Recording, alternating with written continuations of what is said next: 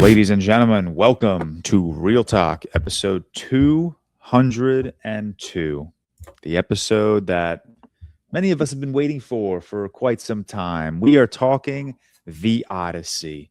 We are talking Christopher Nolan's latest. But first and foremost, shout out to all of our executive. George, what? stop doing that. It's Sorry. I know this is actually It's just. the worst. I need to. Yeah, you're right. I need to. We're not cutting this part out. It like for some reason unscrews I every thought time I move it.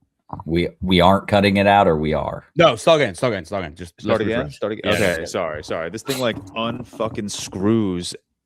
Because when I did a patron last week with Cam, I was in my bed, so I had to take this off this. Okay, ready? Yes. Yeah. Go. Ladies and gentlemen, welcome to ReelTok, episode 202. We are talking Christopher Nolan's The Odyssey today. We are talking The Odyssey, my most anticipated movie of the year, a movie that we are very excited to discuss. First and foremost, shout out to our executive producers. Cam, can you pull up the slides? I thought I was on it. I thought I was on it. You changed up your intro and the retry. I know. I'm sorry. It's all right. Cole Beaver, Stefan Johnson, Dylan Flanders, Ollie Powell, a bunch of other producers, all of our patrons, all of our engagers, anyone that listens, likes, comments, shares, subscribes. We've had some really great engagement and view count on a couple of our last episodes, which we really appreciate, and we obviously hope to continue that momentum through the Odyssey. First and foremost, before we even get into the Odyssey, the community, the film lost Sam Neill this week. Absolutely heartbreaking loss. Steven Spielberg said Sam was exceptionally collaborative. It was a stretch for him to play a character who acted as though children were messy and smelly, because this was the opposite of the loving father he was to his children. I adored making all the Jurassic movies with him, along with Laura Dern and Jeff Goldblum. We will always have Jurassic family, and Sam will never be forgotten by us or his many millions of fans around the world. Laura Dern says Sam was my beloved lifetime friend.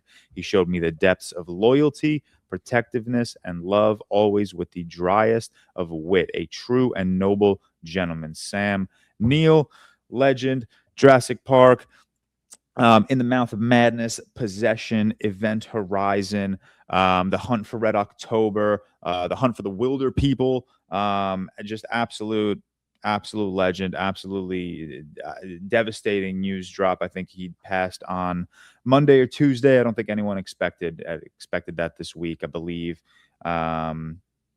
he was 71, 72. Off the top of my head. Maybe older. Someone He fact check me was- very 78. quickly. It was 78. 78. So very, on the younger side. Seth, I know your favorite John Carpenter is In the Mouth of Madness, and I think you and I can both confidently say that Sam Neill puts on one of, in our opinions, the better horror performances of all time in that film. So just RIP to Sam Neill. That was very devastating news.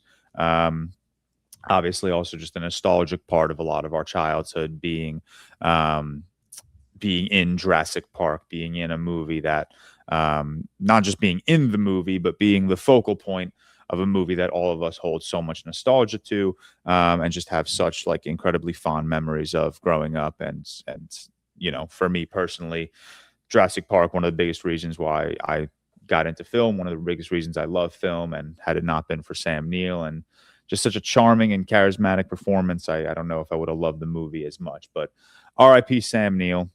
Mm-hmm. We will we'll move on. We're here to talk the Odyssey. Obviously, first and foremost, how are we doing? What have we been watching? Cam, how are you? What have you been watching?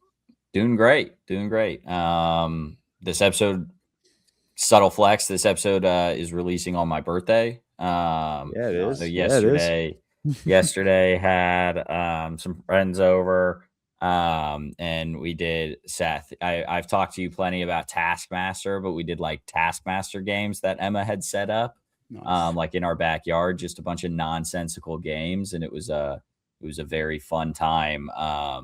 Just hanging out. Emma made like a trophy of me, and it had the IMAX hat and everything. It was very funny. And so, Whoa, we didn't get any pictures of this. Crazy. I don't think it did it happen yet, or is this tonight? No, it was yesterday. Yeah. Oh, okay. It was Okay. yesterday. Okay. I don't know. I didn't really have my phone on me. I was kind of. I thought you were saying yesterday, as in from the day of your birthday. So I assume you were talking about tonight. No, sorry. I'm back to. That was my segue to get us back to had birthday party get together of sorts yesterday. Like I'm back to Sunday now. And so yeah, that was tons of fun. As always, I very much Emma goes very hard setting up for an event and puts in a lot of effort and stuff. So I appreciate her doing that, and she made it very fun. And I love her very much, obviously. But yeah, turning 27 today. Now I'm on Monday, I guess. So turning 27 tomorrow. But you keep talking in the wrong tense. I know it's hard. I'm on Sunday. We recorded the Odyssey on Tuesday. I'm talking on Monday. I don't know. Weird. Yeah, we are. We're all over the place this week. Turning 27, so old as shit. Bro. Oh my God. But otherwise this week, saw the Odyssey on Monday, got to meet some great people. Jeffrey and Trevor I went with a man named Jeffrey who invited me. And then, I was talking to him and someone turned around and was like, hey, I was listening to the pod this morning. I say this. I also said this like during the review because again, we recorded this on Tuesday. So I don't know. Maybe I shouldn't say that again, but it feels like relevant right now. We're all out of sorts, all out of whack right now. But I really appreciate the invite. Very kind. And then they helped me get, set up so that maybe I can get to more events in the future, which will be fun. Otherwise, I believe not a whole lot happened this week. I'm trying to think. Really getting into work right now, so really having to like learn insurance and stuff, and that's stressing me out a little just because I've been like the last like month and a half has been so just no work imaginable and chill. And then now getting back into it, I'm like, shit, I gotta really lock in and use my head a little bit. What do you think the TikTok output is going to be with the job starting on the new account? I don't know. I hope on the new account, I hope more. And then on movie account, hopefully the same. So yeah, I got a big week upcoming as well. Just with work and everything, but had a really weird week on Twitter, gained like 8,000 followers. You had insane emotion this week. Crazy. I swear to God, I'm not kidding. I tweeted like, are we sure Odysseus wasn't just straight up stupid? And it got 18,000 likes, which is it's a good tweet. I get like 8,000 followers from it, and I swear to God, it's like just MAGA bots. Like it wasn't only that tweet. You had like 4. That tweet is what caused me to gain. That's why I just started tweeting random Christopher Nolan shit, like Odyssey, like from the Odyssey. Like I swear to God, it's like MAGA bots for the Odyssey hate. But yes, after that, like then I just started tweeting a bunch, and like it was crazy. I've never had a Twitter day like that. Obviously, I went from 4,000 to 11,000, so 7,000 followers. And it's just a wild Twitter day. So yeah, Twitter motion this week, baby. Which and they'll pay me $6. Which more than Wait, can more you than get most, paid so on Twitter? Yeah, you can get paid on Twitter. No, but I thought you had to have like I can't get paid because you have to have a certain amount of verified followers. No? Yeah, you do. You have to have like 500, and I only have like 4. You have to a certain amount of verified followers. I was paid for it. I was like, oh, this shit isn't on. I can't even. None of your followers. You don't have 500 verified followers. No, I have like 400. I think the issue is everyone in the US is like verified probably, and so like that's crazy. Wow, you have 500? Yeah. I feel like 500 is pretty easy. Like I feel like every follower I get nowadays is verified. No, but you have double my just regular followers, so I'm confused on how like you don't like 5. Seth, this is a very you basically don't have motion, dude. Yeah, this is a very social media conversation. Is what I'm saying. How do I check? I don't know how you check. I think if you go to like purchase the verification on Twitter, it'll tell you the verification. Because I paid for it. And I was like, oh, I'm gonna get paid, but then I was like, oh, I can't even get paid. Oh yeah, that's crazy. I don't know your answer. Call Elon. Ask Elon. I've got it. I have Yeah, How do you see, check- I don't even have 100. I don't even have 500. How do you check that? You go on Sorry, your this is creator studio, then analytics. I have. This is a nonsensical conversation. Yeah, I can't even find it. Yeah, I don't know what you're talking about. Maybe it's a UK thing. No, it's definitely a thing that you have to have. No, I have 346 verified followers. I still get paid. It's not a lot, but I still get paid.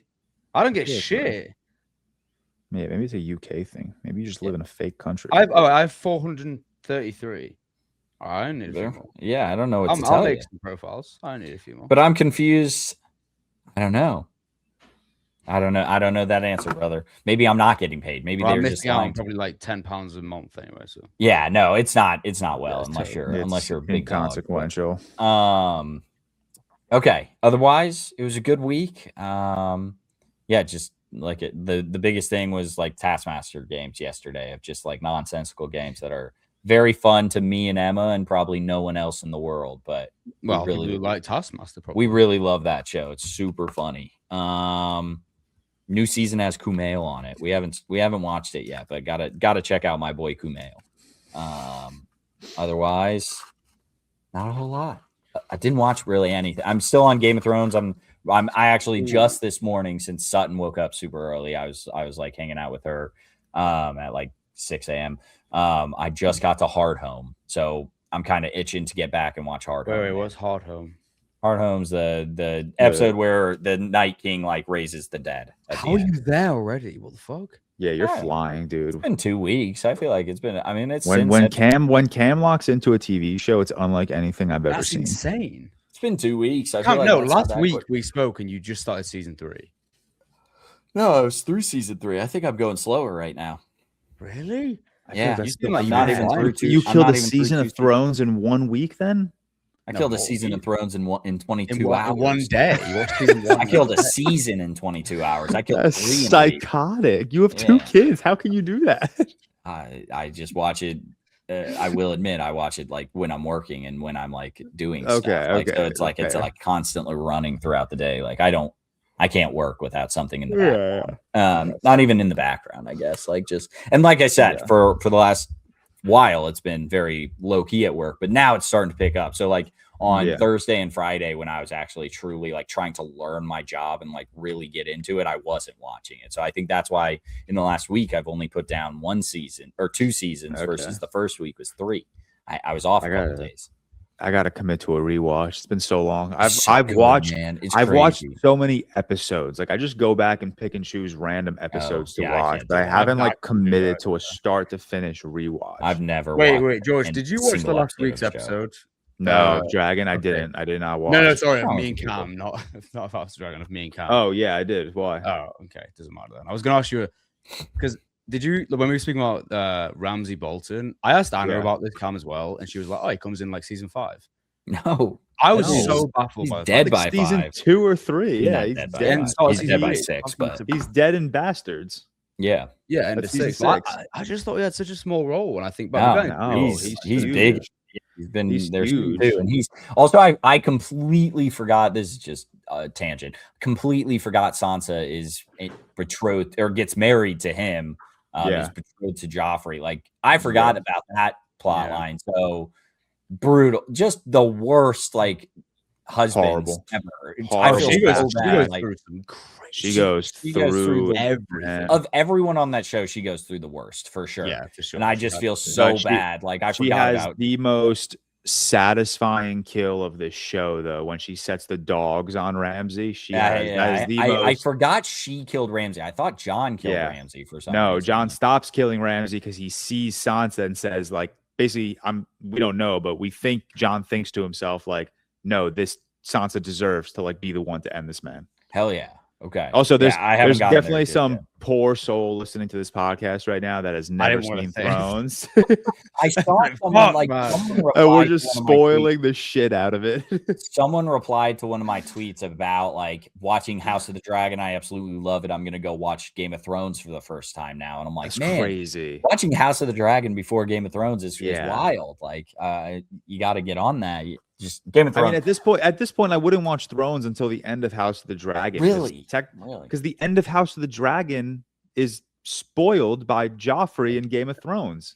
Yeah, I still think it makes the show good. Like I still Yeah, think for House of the sure. Dragon right now, I think is really good.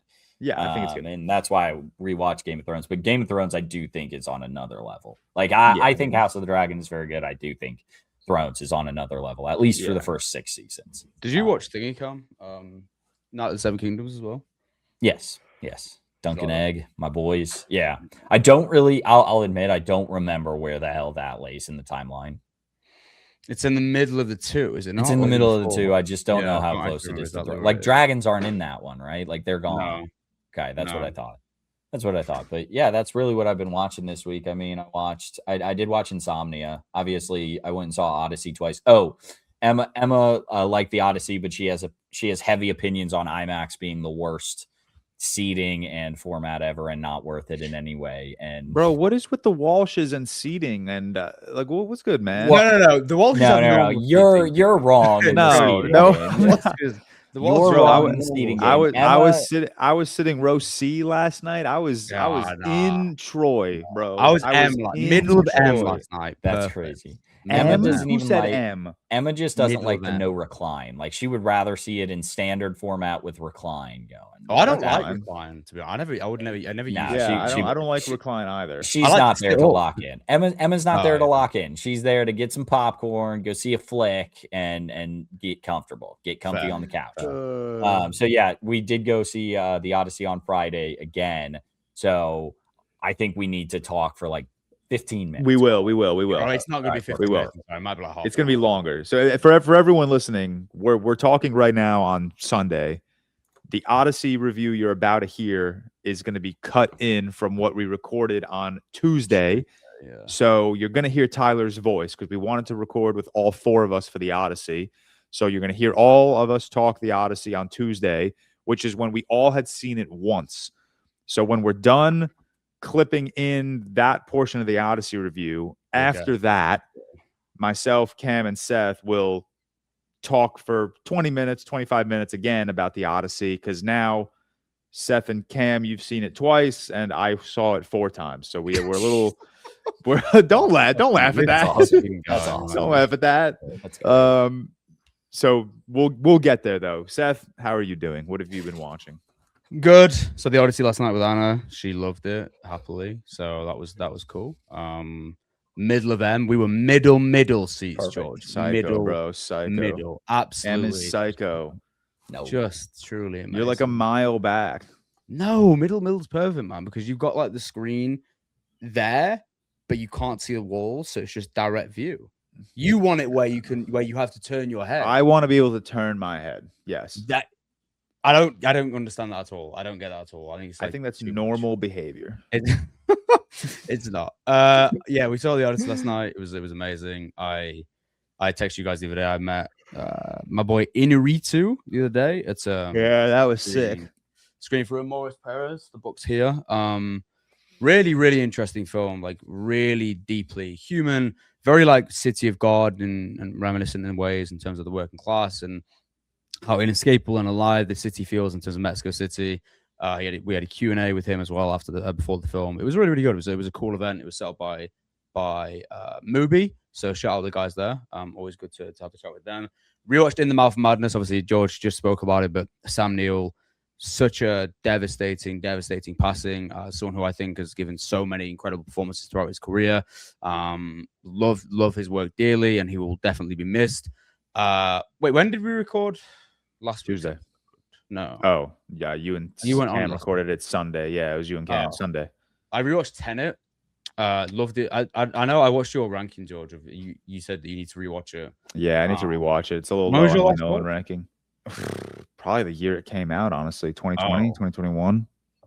Well, when I watched it in 2020, I gave it like a 3-star. Then I rewatched it like 2 years ago, I gave it 4-star. And I gave it like 4 stars when I saw it on first watch. I don't dislike Tenet. People think ranking it. I ranked it at like 10 in my Nolan ranking, but like still, it's like Nolan, bro. So, yeah, it's still a good it's fucking 5 movie. for me now. Like it really on third watch, it's like it's crazy, man. It's just Nolan, like with his love of time and physics, just being the most insane. And like some of the reverse fight sequences, the set pieces are like, I don't know how he fucking did that shit, man. I saw someone tweet Crazy. something that was like Nolan's no, basically saying like Nolan, Tenet to Oppenheimer to the Odyssey. He's like, it's like a backwards trilogy where like Oppenheimer feels like a prequel to Tenet, and Odyssey feels like a prequel to Oppenheimer. And I thought that was crazy interesting. Just like this constant theme of like existentialism and like his like non-linear storytelling just going fucking crazy. And literally backwards in time as well. But it is really, really cool. Yeah, I love Tenet on rewatch. I think it's amazing, and jumps up it's fifth in my Nolan ranking now. And obviously we'll speak about the Odyssey shortly, because Matt, I texted you guys last night. The Odyssey, like I have some opinions that changed, not in a negative sense, all in positive on my third watch. So if people are listening, when they watch the review, we're gonna give, hold your comments a little bit, because we might say something that like changes if we got something wrong, or if we didn't mention something. Do you know what I mean? So because it really, really does improve on rewatch. Like it really, I obviously give it a 5-star. Like I loved it so much. It's my number 2 Nolan, just obviously behind Oppenheimer. Seeing it again this week. I can't see it in 70mm. The screenings are just sold the fuck out everywhere. Bit of a nightmare, to be honest. I saw it in standard IMAX last night. Did you know that the premiere here, George, wasn't in IMAX? I think that's kind of crazy. That's kind of whack. Where was it? Bro, it was so annoying. I don't know why they didn't do it at the BFI, which is the the big one. Yeah. Because I think it's kind of hard to do premieres there, because it's just a circle around the building, so you have to kind of put the carpet around. There's not as much space. Whereas in Leicester Square, where they did it, it's like a huge kind of communal area where they can put like a big carpet, and that's where a lot of premieres go. But they did it at the Odeon, which is kind of like our AMC, similar. Well, our AMC is like Cinema, but it's one of the big franchises. They don't do IMAX, so we didn't even see the film in IMAX from premiere, which is kind of crazy. But like you've got like Nolan there, you got Hoyt van Hoytema speaking about. I was gonna say, like, why would you not project this on like the best possible option in the area? They do all the premieres and they get all, and I don't know, it was kind of shit. And I think I do think that's why. Like I loved it on first watch, but I think that's why like the second watch really elevated it for me so much more. Yeah. Seeing it in IMAX, seeing it in well, not 70mm, but better format in general. And noticing the differences. It was. I was saying that yesterday. The 4 times I've seen it on IMAX 70. So I was saying yesterday, I was like, I'm curious, like how I'm gonna feel about the movie when I just watch it on my TV when it comes out. Yeah. I said that. Well, you say that, but then Oppenheimer I watched on my TV and it was the same shit, man. Like, same. Like I Dune 2, like same thing. Like it's still fucking sick. But it was we saw the premiere in 70 film, which is obviously it's a great format, like, but it's not what the Odyssey was made for. So hopefully I can try and get some 70mm tickets from somewhere, because I do want to see that this week. But I'm definitely going to see it again in the next couple of days, regardless, maybe in standard IMAX again, because I loved it, and we'll go over it soon. Yeah. Nothing else this week. Running, bit of paddle, usual shit. That's it. That's it for me. That's it. Nice. Yeah. I was away last week, missed the episode. Tyler and I were in LA. I was there a little longer. I went Tuesday night. Wednesday, I had the Dune trailer launch and the Q&A with Denis and Timmy, which was really cool. Thursday was Digger. Q&A with Tom Cruise. Really, really awesome event. We filmed like some promo with Tom for Digger. If you saw those videos of the Warner Brothers lot on Tom Cruise's Instagram or TikTok, I'm in the background somewhere. I'm hiding. I was trying to spot you. I was trying to look for you as well. You can see me briefly. I'm there. But that was fun. And then I was supposed to come home after the Digger event, but then Universal and TikTok emailed me saying like, hey, we see you're in LA. You want to stick around a couple days longer and see the Odyssey? And I was like, fuck yeah, yes. I do. Yes. Like, yeah, easiest yes of my life. So Tyler and Brock and Sean also got that invite. So they flew in Friday. And then the Odyssey was Saturday. And then I went home Sunday. Overall, good trip. Made the most of my time in LA, explored Hollywood Boulevard, took a drive to Venice, went to Gold's Beach. Friday night, we went out a little bit in Hollywood just to like experience the nightlife. And then, Saturday we saw the Odyssey, which was just fucking sick, man. I don't love LA as a whole. I will say that, not to sound like it to any people living in LA that are listening to this. Not my city. Not like New York is just. New York is for me, man. I love New York City so much, and I think LA. I was in Hollywood Boulevard for 2 nights, and then I moved to Burbank for 3 nights. Burbank, much nicer than Hollywood Boulevard. Hollywood Boulevard was like Times Square, where it was just so gross and ratchet, and not what I was expecting. Burbank was nicer. The area of like Universal and City Walk was very nice. Venice Beach was nice. I got to Venice at like 6 a.m., went to the gym, and then walked around Venice Beach before it got like really packed at like 7:30. So it was like a nice quiet like mile and a half stroll on the Venice boardwalk or whatever you call it. Other than that, this week saw the new Refn film, Her Private Hell with Melton. Yeah, dude, fucking weird, man. Yeah. First off, like the movie has I want to fact check this before I say something. The movie on Letterboxd has an average rating of 2.3. This is the Letterboxd curve. Interesting. I didn't know it was that low. So like going into it, I was like, I was like, I'm gonna go to this premiere. Like I do this full time now, so I want to say yes to as many events as I can. I have no excuse not to. So I went to this premiere. Thankfully, Sydney had seen it at Cannes, Sydney Volpe, and she had given it a positive review. She gave it a 3.5, and her review was basically it just said a lot of things that like really intrigued me. Like she mentioned Blade Runner, she mentioned the aesthetic, and it was all just really intriguing me. And this movie was fucking weird, man. I have no idea what was happening narratively. You could not tell me what the movie was about. Aesthetically, I think it looks sick. I think the movie looks absolutely delightful. It is so cool. It's so neon. It's so foggy and misty. It's so just very Blade Runner. Very, very like post-apocalyptic. You got a futuristic post-apocalyptic, which is just really fucking cool for me. But like halfway through the movie, I was just like, dude, I have absolutely no clue what's happening. I'm just here for the vibes.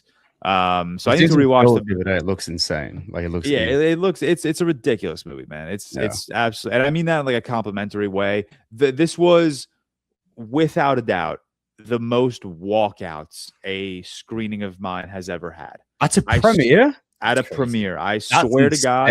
I swear to God, 15 to 20 people left. Wow. And keep in mind, small theater. This theater probably only held 60 people, maybe. And I might be really overselling that. So just hilarious. Other than that, didn't really. What else did I do this week? Let me see. Let me check my calendar. I've been trying to write down what I do. Cruise. Yeah, that was at the Digger event. Yeah, talk to Tom Cruise. Digger event was cool. Because it was another trailer launch event. But Tom Cruise did an interview with Reese. And the interview lasted like 40 minutes. Like Tom Cruise, man, this man loves talking about movies. Like he was sitting in his chair on stage, leaning back, talking about movies. And like several moments, you could just see the moment he locks in and he like leans forward and he's like really looking at us because he knew like he knew who was in the. He's quite he is very intimidating. But like he knew his audience. He knew his audience was a lot of TikTokers, influencers, or young people that have aspirations to direct or be a part of film production. So he was like really like talking to us, and it was just an awesome conversation. And then after the Q&A and after they showed us the trailer, we broke out into like groups of like 7 to 8, and each group had like 10-15 minutes with Tom. And then we all individually in our groups took a picture with Tom. And when we took that picture with Tom, we each had like a minute or two to just chop it up with Tom, just like casual banter, blah, blah, blah. So it was awesome. It was a really cool event. And then there was like I wouldn't call it an after party. They just kind of had like appetizers and just a nice like setup for the movie outside. Did you feel like starstruck? Because I feel like he's like one person where I'd feel he was like I don't know. I don't like get starstruck. No, same, but I feel like he's one that just has But that. he's one where I was like 5 feet away from him, waiting for my like turn to take a picture and talk to him, and I'm like that's Tom that's Cruise. Tom Cruise, like Yeah, that, yeah. that's a mythical being in like the history of film. Like he that's, doesn't even like he's not a real human in my mind. no, like it's like seeing him in person was weird because it was like you're not real, It man. Like, you're ruins the just, myth that he's yeah, like, it was crazy. So Yeah. it was very cool. What else did I do this week? I think that's all. I saw the Odyssey fucking 3 times this week. So no, you didn't. 3 or 4 times. Oh no, wait, no, you did say. well, I saw it once in LA, and then I saw it Yeah, Thursday, yeah, Friday, yeah. Saturday. And to make it worse, I actually had tickets to see it tonight at 7:00. But one of my friends texted me, and he was like, "By any chance, you got any extra Odyssey tickets?" And I was like, "Just take all 3 of my tickets tonight. Like, I don't need to see this for a 4th time in a row." Who are you gonna go with? You had 3 tickets. Tonight, I don't know. You Tonight, I have just no idea buy who would have. tickets. Tonight would have been So- me, Victoria, and someone else. So I actually felt You're bad. Someone psycho. commented where He really someone is, commented Mike. on my 3rd log on Letterboxd of the Odyssey. Yeah. He goes, "So you're the reason I couldn't get tickets?" Yes. And Yeah, you really are. I- You're buying. I actually like really felt bad about that comment because I was like, "Yeah, I think so." You should have given Do away. you to buy him. like in bulk when you just buy it? Yes, Like, do you buy yes. multiple? He does it every time. I He did this with have- Fantastic Four, didn't he? When we were I in, New I do York. that very often. Like if a movie's coming out and I know it's gonna be me, Victoria, Rob, Sophie, whatever, 4 tickets, Yeah. I'll still buy 8 in case like 4 random people are like, "Oh, I'll come see that movie with you." Like even dude, I do it for everything. Like even the Harry Styles concert, I bought 4 tickets. I have no idea who 2 of those tickets are going to.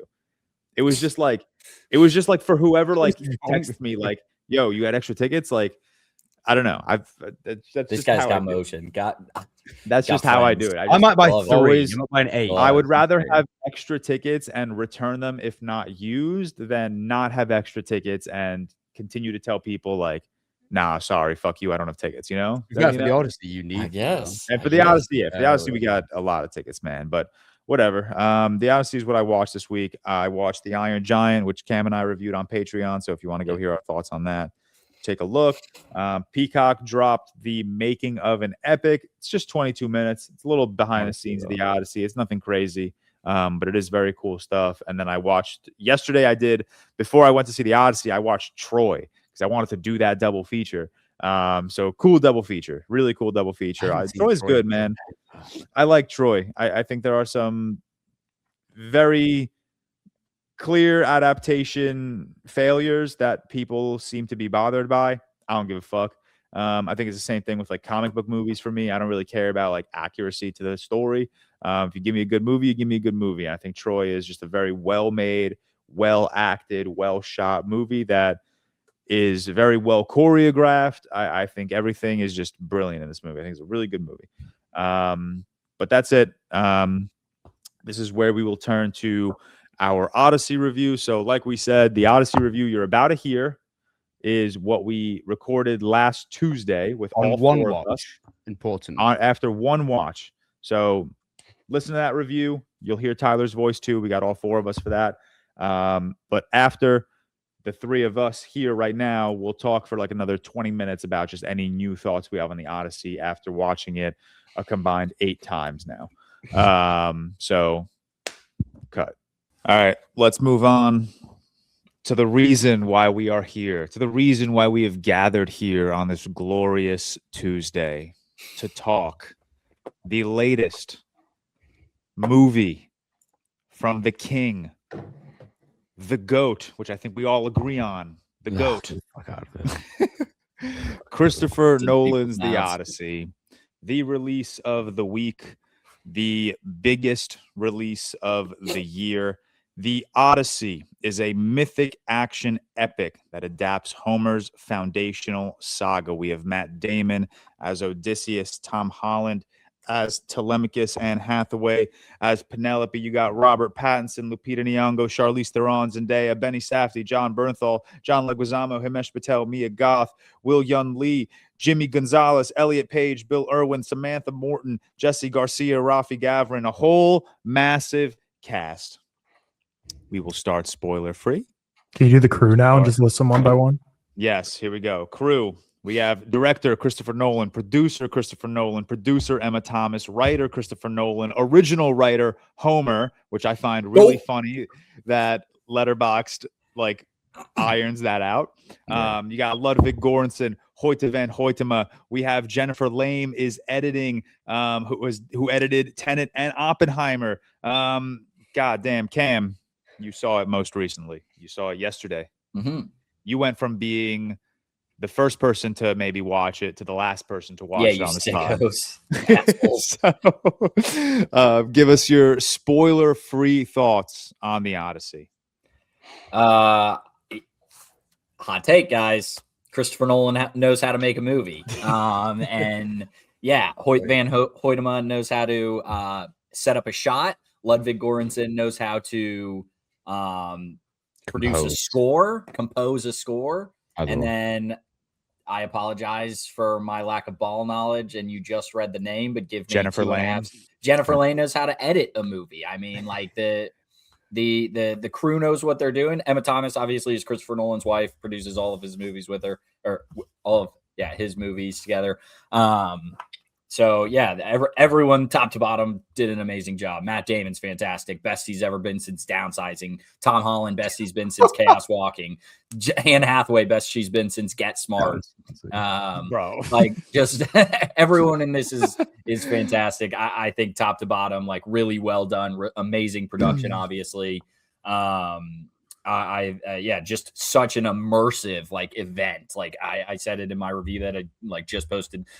Ludwig Göransson's score, if you're seeing this in 70 millimeter or in Dolby or in any major format, I assume, and maybe even like just normal format, your ass will be vibrating at this fucking score, man. It is incredible. Like you were just feeling this immersion in it. It is so fun and awesome to be at the cinema for something like this because everyone is into it. Everyone is excited about it. Shout out my man, Jeffrey, who got me in yesterday. And then, oh my goodness, I am the worst person ever, the worst human on earth. A fan said hi to me and introduced himself. And I apologize. I am blanking on his name at this exact moment. But shout out to him. He was sitting right in front of us and was like, I think I recognized your voice. I was listening to the episode this morning. So I very much appreciate that. And then he started telling me how you can get early screenings. And he's like, do you come to these often? No clue how I'm supposed to do that. Didn't know these were a thing. So maybe in the future I can do this more often, but I really appreciate this opportunity to see it early. Appreciate the paid sponsorship that I got because, Universal just sent me so much cash to give a positive review because that's what they need to do. For Nolan sent to you direct. Yeah. Nolan called me. He said, Cam, if you don't review this movie positively, we're going to flop. MAGA's got me on the ropes here. You need to review this. So I got paid just so much money for this positive review. But no, I absolutely love this experience. It's tons of fun. What I will say, the disappointing fact of it all, I'm giving this a 90 out of 100, 4.5 out of 5. That's not disappointing. That's a great score. Oppenheimer better. I think Oppenheimer was put together and constructed a little bit better for me. Like these two are very similar in the most recent years. Like just being Christopher Nolan grand epic events, like not similar movies by any means, but grand epic Christopher Nolan event movies that I saw in 70 millimeter, we'll call it. So like comparing the two. I think the script in this one was a little wonky. What are you comparing? Sorry, I missed that. Just like the grand event nature of Oppenheimer and the Odyssey, not the two. I think they're very comparable in general. No, yeah, and that's fair. I just like they're both the 70 millimeter Christopher Nolan movies I saw in IMAX kind of thing. So that's why I'm comparing them. Like I think I prefer Oppenheimer to this one. I think it was put together a little bit better, and I think the script in this thing is a little wonky. But like, I don't think that takes me out of the fact that this is just such a fun time and such an event. And yeah, it's just a great time at the cinema. Go to the cinema. Movies are awesome, man. Movies are cool. I was about to say something, but I forgot what I was going to say. So we'll just move on. We'll still go backwards. So Tyler, spoiler-free thoughts on Christopher Nolan's The Odyssey. Tyler and I got to see the movie together, which I will cherish. Yeah, I was gonna say. So why do we were sitting on the same row too, so I don't think I saw the movie. The image didn't hit my eye any sooner than it hit yours. So I don't know. Yeah, but because I'm the host, I'm the host. Okay. Yeah, no, it was a fun experience seeing a Universal City Walk IMAX 70mm. It was it's cool because like the theater, I don't know what the maximum capacity of that theater is, but we were not even close to that. I don't know if they were trying to make us all squished in for the picture. So I guess maybe Maga's got him and it is flopping because there's probably this movie's gonna make $2. Like what would you say, George? There's probably 50 people in a theater that holds like 300. Like we only had like 3 rows. I think there were like 6 or 7 rows that were occupied, and the theater had like 13 or 14 rows, which is so annoying because they would only let us start behind row like this G is great. or H. George was trying to make us go in the front row, but they didn't let us. Wait, I wanted to. You couldn't buy tickets to this, could you? This was no. This was invite, and they were only seating us after like rows H, and I wanted to sit row B or C, and I was so mad. I had the whole screen. I had the whole screen in my field of view, and it was ass. Okay, I'm sitting row B on Thursday, and I'm gonna be. This guy's I'm gonna be with the gods. When it comes to movie theaters. I already had a whole game plan going to the theater. I'm like, George, like I love you, but we're not watching this movie by each other. Like, if you want to sit up front, like I'll go in the back, or not the back, but just like a normal human spot. But they didn't even allow us to go up there, so that was great. So but whack. it was a cool experience, and yeah, I mean the Odyssey is great, and I think this movie is such a spectacle. Everything I thought it could be in terms of a visual masterpiece, it kind of exceeded. Just the set pieces that were at play were mind-blowing. The sheer scale of some of these set pieces and sequences are just outrageous, bananas, ludicrous to watch unfold. We'll get into obviously specifics and spoilers, and I don't even want to get close to even talking about anything specific about the movie, but the scale of this movie is just unbelievable, and I was just in awe at so much of what I was seeing unfold on screen. I will say I don't think it's like a perfect movie to me personally. It's annoying to have like a criticism that I like agree with when like the most annoying people are the ones saying the criticism, but the dialogue definitely took me a long time to get into, like probably 30 minutes before I even fully bought in. And even at that point, I was like, I'm not loving this. And it's annoying because like the people who are using that as like they're speaking in modern English and using dad and stuff like that. Like I tend to not agree with most of their viewpoints on cinema or things at whole. But for this case, I was like, I was watching, I was just kind of bummed. I was like, damn, this is kind of not getting me locked in. I felt like the first, third of the movie was a little bit for me to get into. But then once this movie gets rolling, I think this movie just fires on all cylinders. You just go, I mean, if you're familiar with the story of the Odyssey, it just goes from beat to beat, which is this major set point and new characters introduced and just incredible stuff that just you don't see on the movie screen every year or even every decade. And someone like Christopher Nolan being the one to bring us those images alongside Hoyt van Hoytema with a cast that is just absurd at the end of the day. Like, it's just so funny to see characters get 3 lines in a movie, but you're like, oh, I know that person. And it's not like a Lincoln situation I talk about with Steven Spielberg, where it's like, oh, you know that person because they're like a supporting actor and other stuff. It's like, no, you like, these are like guys that are in 2-3 movies a year leading TV shows, and they're just like someone who has a couple lines. They're just in the background for most of the movies. So it is just wild that Nolan has the pull to be able to pull cast together like this. Ludwig Göransson's score is phenomenal. It's more subdued than Oppenheimer, which isn't saying much because Oppenheimer's like as much in your face a score can possibly get, which I love. Like, I'm not saying that in a negative way. But when there's need for the score from Ludwig to cook in this one, it absolutely does. But it is mostly more subtle and less in your face than the Oppenheimer score, which was a nice little difference between the two movies. And the sound design in general, this movie was fantastic. I think so much can be said about the production, costuming, and the visuals at play, but I think the sound design specifically was so good in this. I just think that the team that Nolan has assembled at this point, that he's just going to carry with them from movie to movie for the rest of his career. We talked about it before. I think he's just hitting his stride right now. I've loved plenty of his early movies as well, but I think in terms of sheer scale, tackling some of the biggest stories and biggest works of fiction and nonfiction with crazy casts, like he just has his team locked in and they're just all moving as one together. But again, like, it's not my favorite Nolan. We'll probably, I'm assuming when we're done with this review, we'll probably touch on like where it would sit in our Nolan rankings. Because I think it took me a bit to get into. The dialogue was a bit uncanny. It didn't love some of the fight sequences, which we'll talk about. And then I think there's this, for someone like Nolan who makes such complex stories with time warps and nonlinear timelines, I think in this one, this is like the least he's trusted his audience in a long time, which kind of frustrated me towards the end. Yes, I agree with you. I agree with you. We'll get into that in the spoilers, but But yeah, so to me, Cam, did you already say what you rated it? Yeah, nice. Yeah, I Oh, gave it 90. 90. For me, it's 90. landing at a 4 out of 5. 4 out of 5 right now. So I saw someone comment on Cam's review hating on Cam Walsh, bully Cam Walsh, saying ruin the ReelTok collection. He wouldn't. I just haven't posted my rating because I'm a good boy with him. Yeah, I didn't know if I was allowed to do rating, but I didn't do number. Well, that's on what they're that. mad at We George were for. told putting we the weren't rating. allowed to do it. Maybe I it's different swear to from God, I don't think people understand what a review embargo No, we is. were told like no. They just said like no ratings for the film. Also, I was They not never told- said no ratings. They never said don't talk about the movie. They strictly said do not post in-depth reviews, which I did not. No, I your also- review's fine. It was the rating. Like the PR rep, whoever I had, said don't rate it. I was like, wow. Oh, no one said Yeah. don't rate it. I also the don't screening care. I was at last night like didn't even mention an embargo, and the screening I was at last night like general audience could have gotten tickets for. Like, Oh, we if should you say we're just- if recording you this just on- know where Yeah. you're going, I guess like anyone could have gotten tickets for this thing. So yeah, I don't know what the rules are. I didn't say anything. My review is review about is fine, Spirit yeah, I'd watch Airlines. it. Yeah, Yeah. so Yeah. We're I didn't recording know this on when I was gonna Tuesday as do my well, fake so we review. are Yeah. usually on Sunday. We're like, Yeah. all right, Tyler's away this Sunday. Or you might have already realized, because you watched this. True. Yeah. So we're recording it before we actually know. Non-linear Everyone- timeline podcast. Yeah.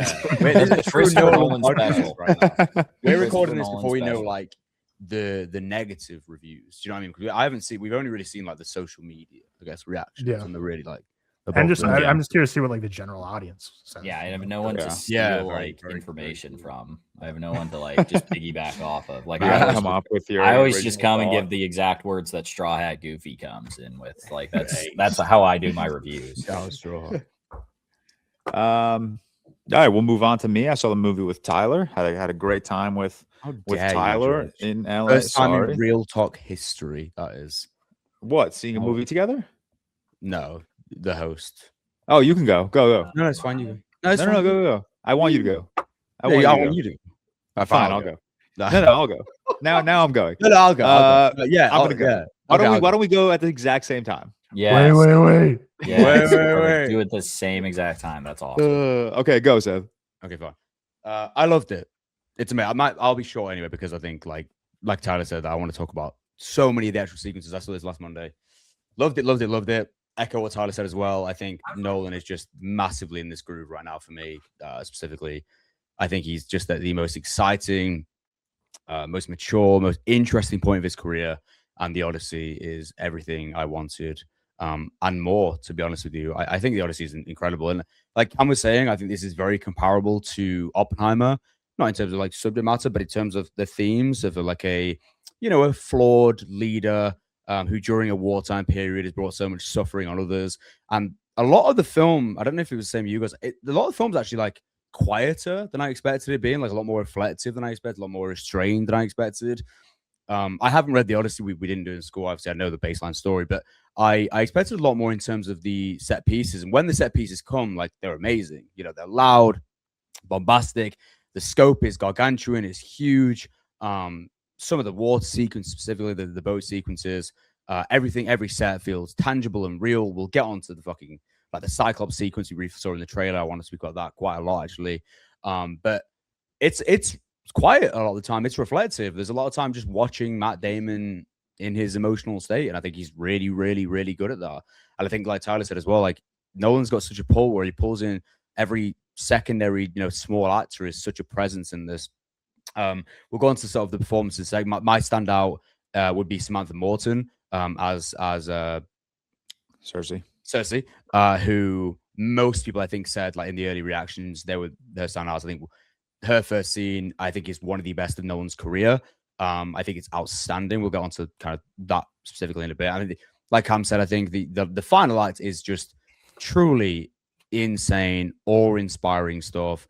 Ludwig Göransson's score, like Tyler said, it's a lot quieter throughout, but that final 20 minutes, 30 minutes, unbelievable. Edge of my seat completely. I actually agree with Tyler in that for the first, not as long as Tyler, for the first 10-15 minutes, it took me a little bit. It stumbled a little bit at the opening. And I was a little bit worried, but that feeling lasted literally 10-15 minutes at most. And I actually think, I was speaking to someone earlier, Joe actually, and a lot of people have been saying that on their second watch, it improved drastically. And I already love this on first watch, and I'm seeing it again.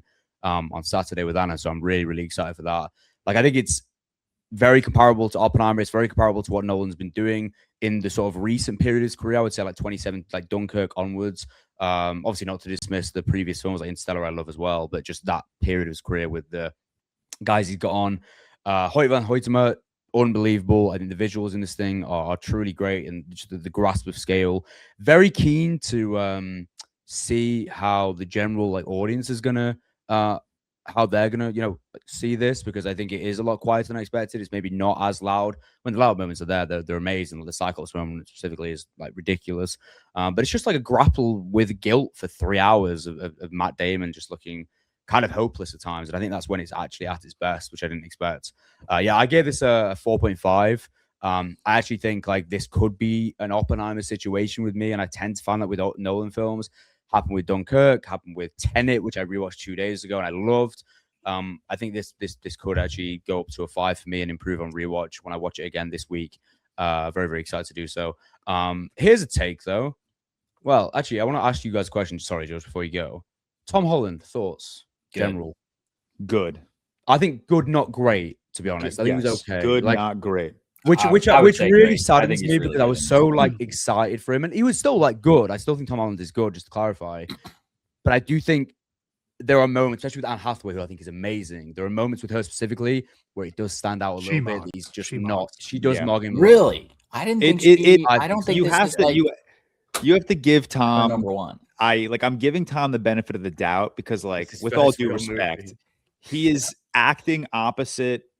One of the greatest actresses of all time, one of the greatest actors of the 21st century in Robert Pattinson for like the entire movie. So like, I think just by trade, he's not going to look as strong because he's not as strong. I do think he picks up like a little bit more. Do you know what I mean? Like, I think he picked it up in the final. There's a moment where I think he picks it up, which we'll talk about in spoilers. And everything after that moment, I was very much on board with him as Telemachus. Everything before that moment, I was like, he's good. He's not doing anything for me like entirely right now. I agree. But there's a very specific moment where I do think he kind of like turns it up. When he gets on the helicopter. Correct. He gets on the helicopter. Yes. He put that red Spidey suit on for some reason. Anne Hathaway better in The Devil Wears Prada 2. I haven't seen it, so I don't know. But she's amazing in this, by the way. She's so fucking good. Great. Like her presence, amazing. George, go. Yeah, I mean, Tyler saw me when I walked out of this theater. I didn't know what to do with myself. I had tears strolling down my face. I almost had a fucking panic attack. I could barely stand. My body was shaking. This glaze incredible. This is going to be the most insane glaze ever, because like for me this is so much a George Carmi movie. Like I grew up, and the movies I used to watch with my dad were movies that like stretched the impossible, stretched like what blows me away on the screen. Like growing up on like Lord of the Rings and Transformers and movies like Blade Runner and Star Wars, it's like I want to see things that are just impossible to put to screen on my screen. And the Odyssey feels like the culmination of like my entire theatrical experience, like my entire like being as a film goer. The Odyssey feels like it is just a culmination of that. Like not a scene went by where I wasn't thinking to myself, how the fuck did they accomplish this? Like, it's absolutely insane, the practical work that was done. This does feel, and I mean, not spoilers in terms of like where this ranks in my Nolan ranking, but like this feels like Nolan's masterpiece, which is odd for me to say right now because I don't think I would rank it number one on my Nolan. But it feels like he's been working towards it. Exactly. It feels like his whole career has been building to the Odyssey. Like you genuinely, unless he does the Bible, you don't get bigger than the Odyssey. And even in terms of like Christopher Nolan's career, I don't think the Bible is bigger than the Odyssey in terms of like what set pieces he could accomplish, what practicality he could accomplish. I just think this is such a moment in his career, and I genuinely don't know where he will go next. I agree with you all. I love Hans Zimmer so much, But I do think the Ludwig Göransson, Hoyte van Hoytema trio with Christopher Nolan, like that's his dream team. When That was is the his transition? dream Was it team. Tenet or was it Dunkirk? Tenet? No, Tenet. Dunkirk And it was the first Göransson. yeah, Tenet was the first with Göransson. Yeah, Dunkirk that's what I mean. was Zimmer. Zimmer. Yeah, Zimmer and Nolan. Zimmer and Travis Scott.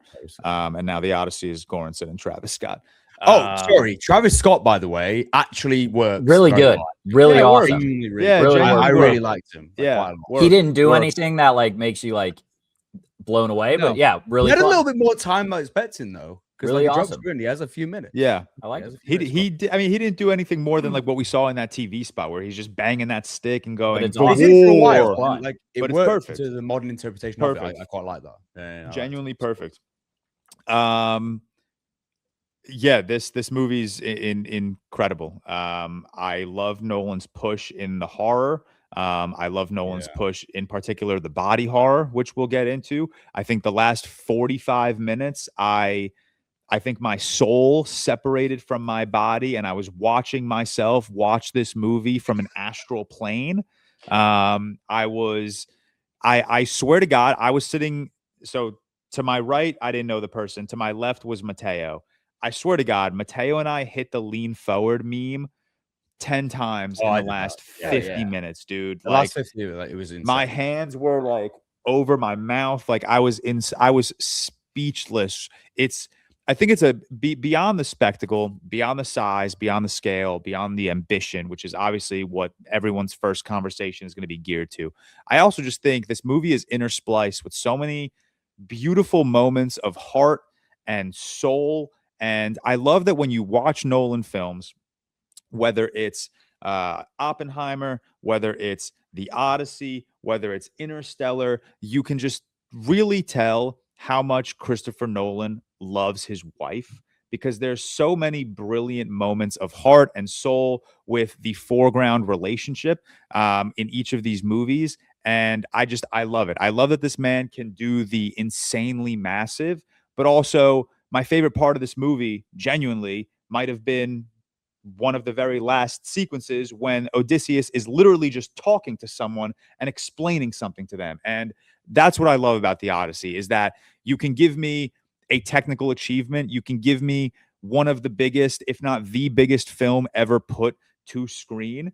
And my favorite moments are still the intimate moments, are still the moments of heart and of soul and just of conversation. And I absolutely love that. I want to get into spoilers so bad, so I'm going to stop yapping right there.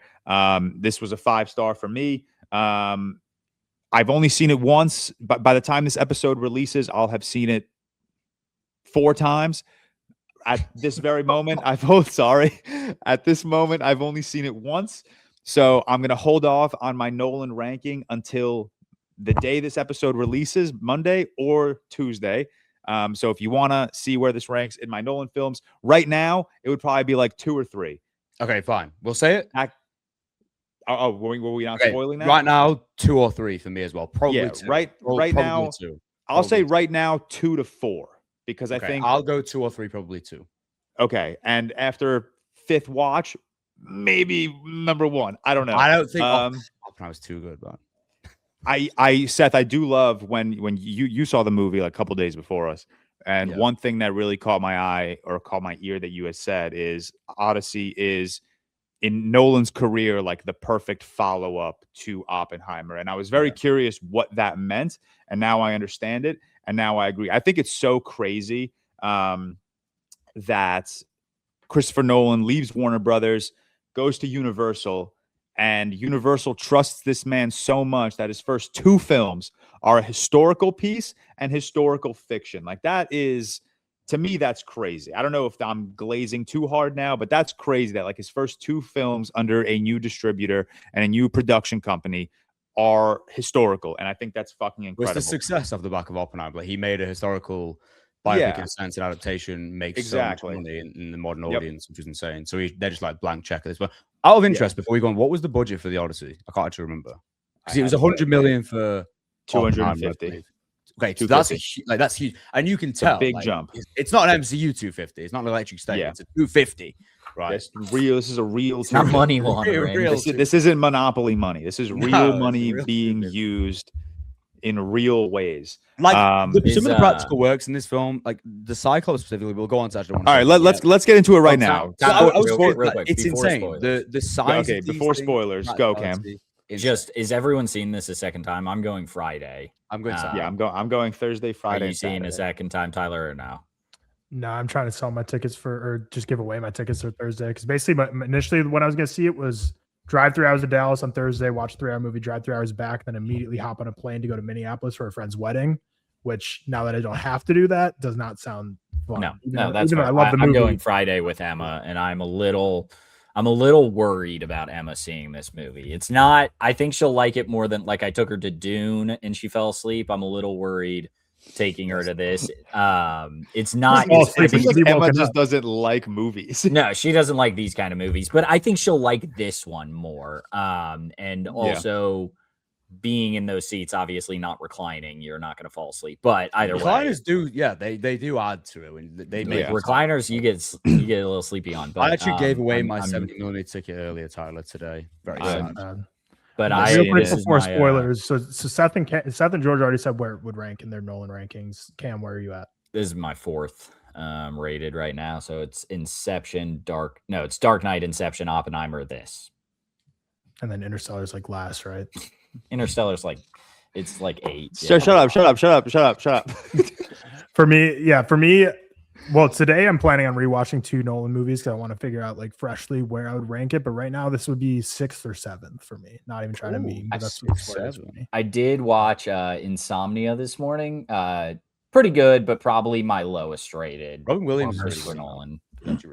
Pacino and Williams, bunch of plumbers. All right, let's get into spoilers. Yeah, They let's are get into low-key. spoilers. So spoilers ahead. If you have not seen the Odyssey, please use timestamps below and just skip ahead to our news portion, or just come back tomorrow when you have seen the movie. I do wish we all had seen it a second time before talking about it, because there is no like formal like rundown of the plot beat by beat on the internet yet. We Because don't need technically- this. We'll There's so get much it, to I go think. into. we I don't think need it, yeah. But we let's got just 4 talk. days. So just I want to start with the practical work. I don't even want to go like narratively. I just want to start practically, and I do want to start where Seth wants to start probably, and that's the Cyclops sequence.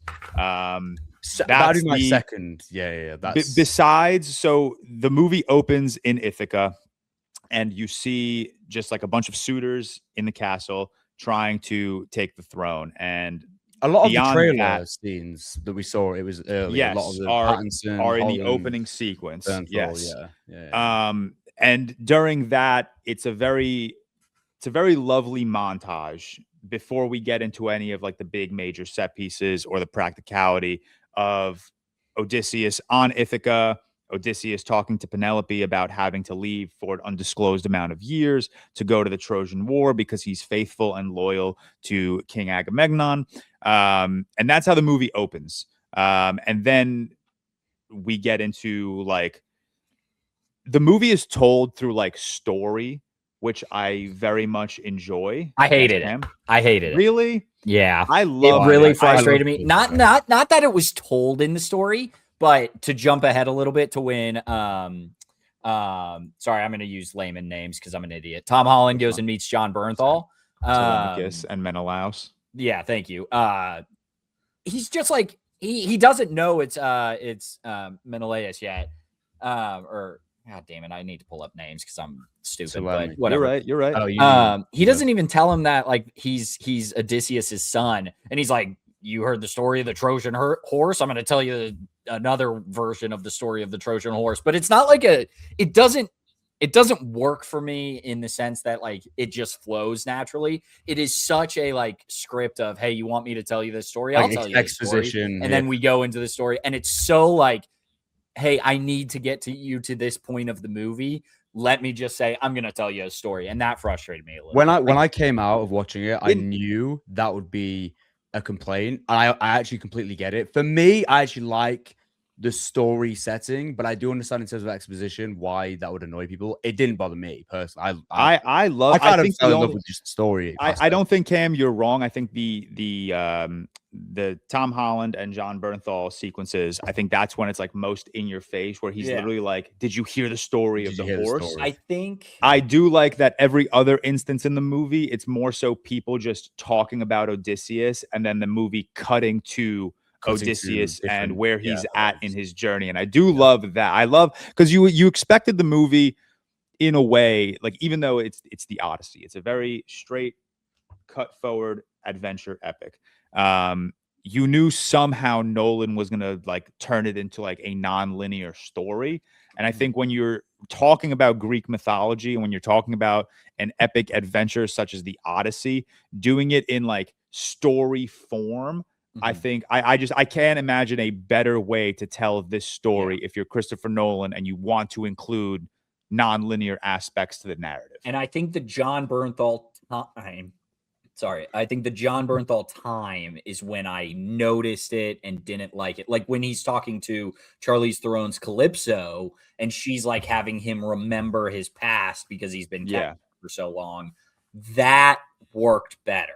But yes, the John Bernthal moment of it was like threw me off. I didn't like it. So that's, now that we're in spoilers, that's the moment where Tom Holland's performance kind of switched up for me, because I think he gives a really subtle emotional like reaction to hearing John Bernthal tell the story of his father, tell the story of the horse from within the horse. And Tom Holland doesn't have a lot of speaking words in that moment. He's just kind of observing Menelaus and listening to him tell this insane story, and like he's reacting, he's crying, he gives a very subtle but powerful performance in that moment. I think that's where it kind of flipped on me, and I was like, okay, I still don't absolutely love Tom right now, but this moment is where it kind of like flipped for me, and I'm like, okay, I understand the casting now. Yeah. Yeah, and I like Tom throughout it. I do think he does really well in that scene. I will say I have no idea why they released that picture of John Bernthal and Tom Holland online. Out of context, Looks it's so terrible. much better in the movie. Looks so normal Also, in the movie. I will say out of the trailer, out of context, because the one thing that I immediately during the movie where I was like, okay, the trailer really put that out of context, and I understand why people were upset with it in the context of the trailer.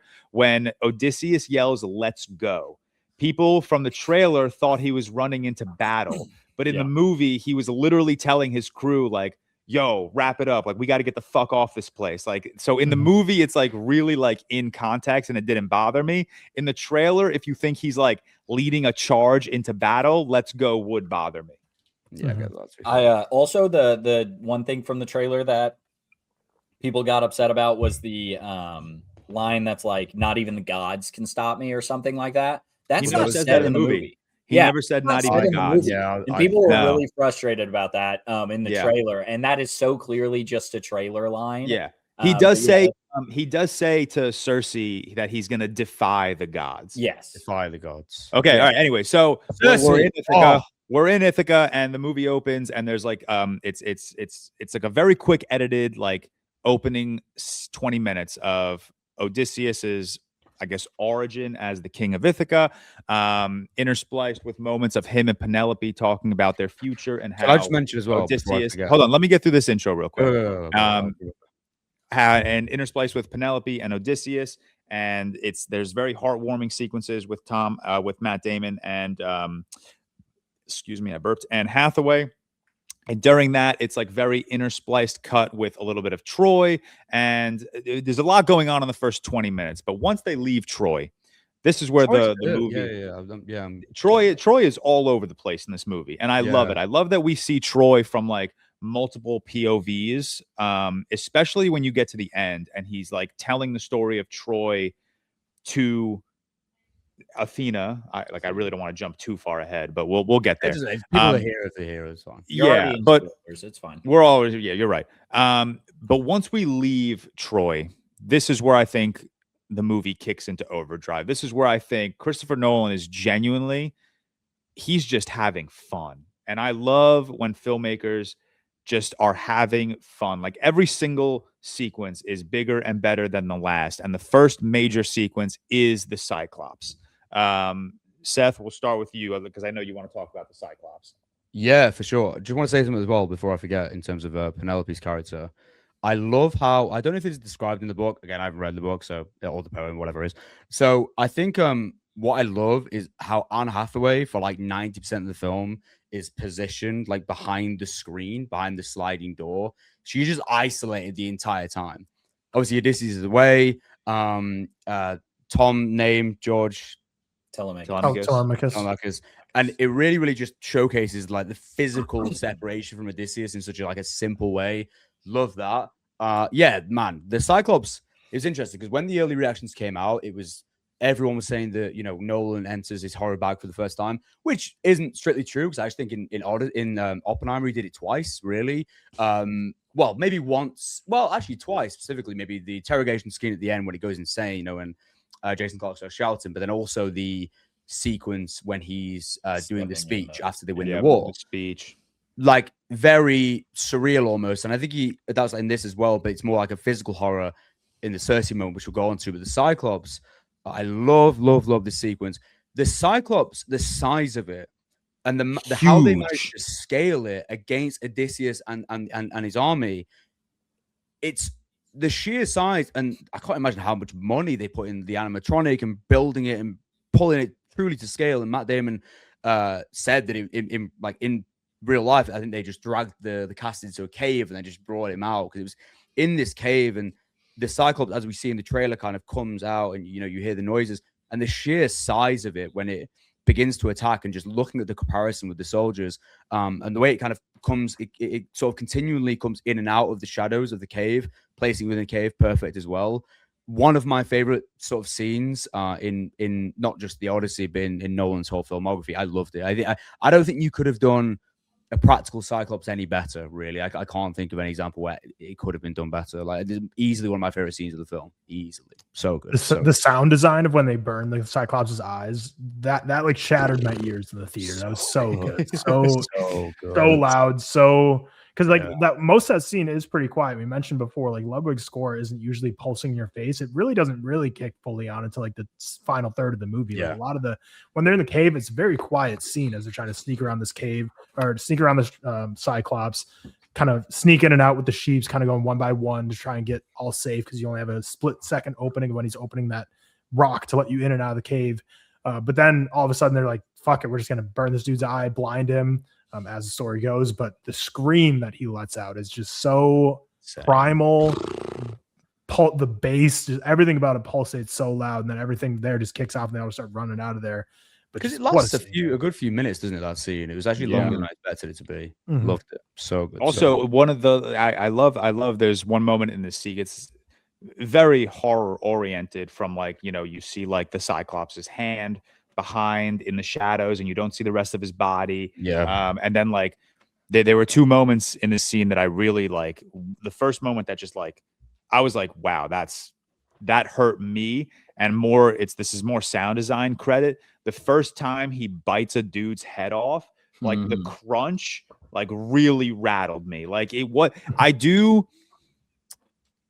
There's a part of me that wishes the movie was more gory, but there's also a part of me that appreciates the fact that it's not gory and he just lets you sit in this immersed sound design and lets your mind piece together how gory and disgusting something like this is.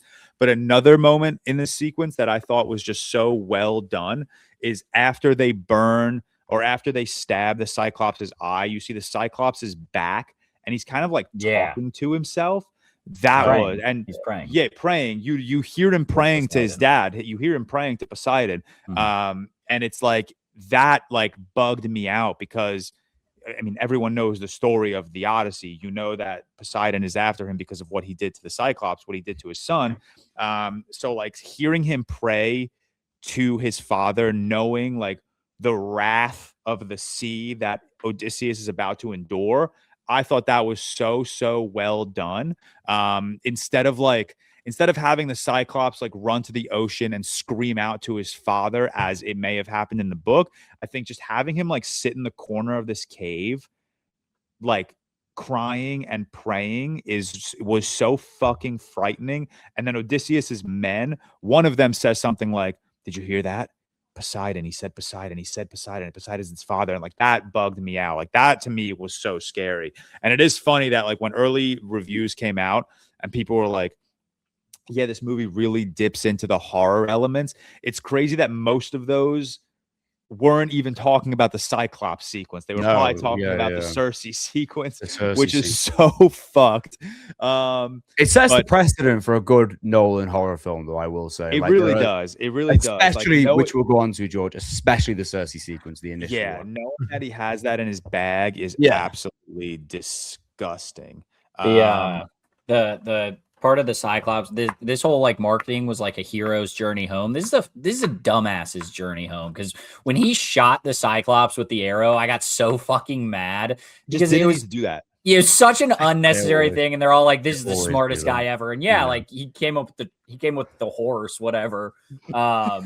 Good on you, man. But you dumbass, you shot that. You guys were out. You were home free. This is like genuinely just as bad as the Infinity War when Star-Lord punches Thanos. Like that's what made me think of it, is like Star-Lord punching Thanos when he's almost like they almost have the glove off. Like, you're out of the cage. You don't, obviously he fucking ate these Trojans or these Greek soldiers.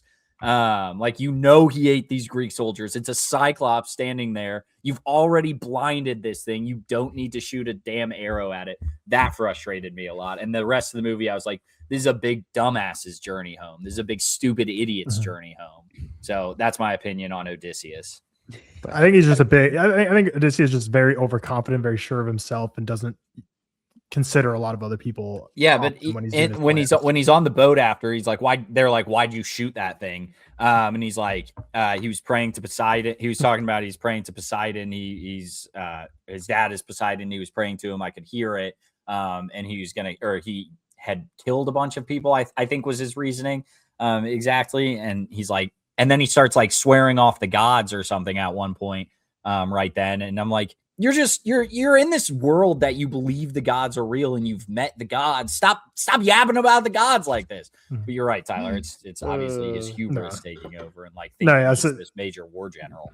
Be like, Odysseus, why'd you shoot an arrow at that Cyclops? And he's like, because could you imagine? Like, just imagine.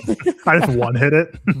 But no, I wanted to pull on one thread of George's point about the lack of gore, because there's a lot of fight sequences we'll get into where there's just not that much blood and gore, and it just made me think back to, and I have no clue how the rating system works. I was going to mention this. So like stuff with like the Cersei sequence, I don't know if that's too visceral imagery that couldn't be in a non-R-rated movie, but the way he was saying, like, I couldn't have made this movie any other way than having it being rated R. After I finished watching, I'm like, it didn't feel like it needed to be rated R. It's not that rated R. It didn't. I don't think it needed to be rated there's R. swearing. It could have been way more rated R, I guess is what I'm trying to say. Because there's so many just like sword combat, hand-to-hand combat. And I genuinely like not even remembering any moments where I was seeing like blood flying or anything. Like he just kind of I can't remember any moments. One thing, it took me, I think Tyler said this too. I think all of us said it, but it did take me like, it took me like 20 minutes to like really settle into like the dialogue of I was worried at first. Movie. Like, I was never worried because like we saw the trailers, we knew it was coming, but it definitely in the movie took me time to like get into it. Like,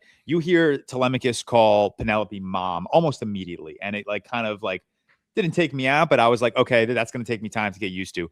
One thing that really like, and I loved it, but I in the moment I was kind of chuckling to myself. Hearing Odysseus say fuck and fucking was so funny to me. It was so funny because he wasn't talking about like having sex. He was genuinely just saying like, what the fuck? And I was like, yeah, that's funny as shit. Like that's like, I think that might have been like, that took me out more than hearing like Tom Holland say like mom and dad, honestly. Like, I don't know why. It's tough. It's deliberate though, isn't it? Like Nolan spoilers. Yeah, of course. It's deliberately Hollywoodified and recontextualized to the modern world. The world, you know what I mean? People wanted a historian to make this movie, and I'm very happy that Christopher Nolan made this movie. My favorite line is when he says that Troy is impregnable. And I just really like that he threw out impregnable instead of just like impenetrable or something, I don't know, a more normal word to say. That was my favorite thing that he threw out.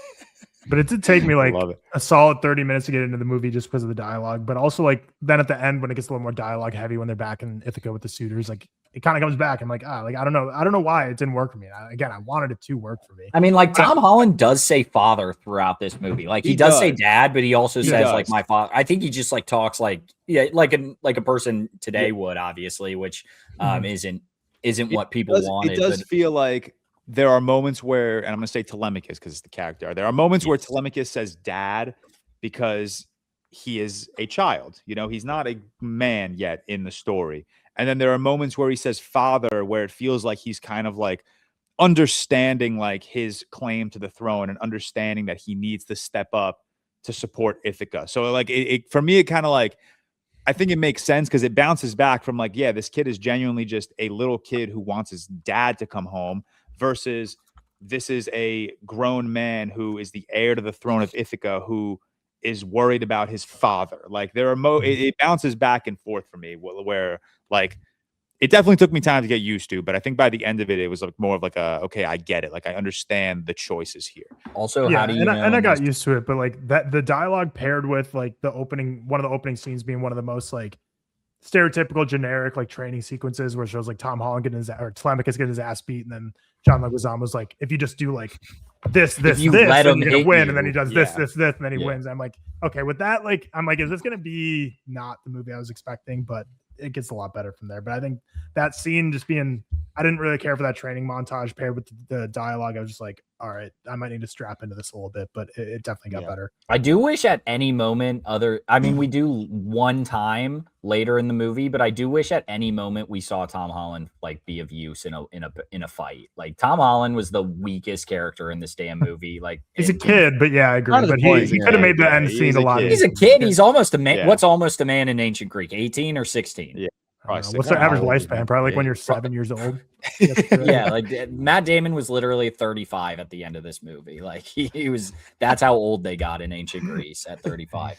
But yeah, like he was probably like 17, we'll call it. But he only has to fight one person one-on-one, or maybe two people. I can't remember if he does in the temple.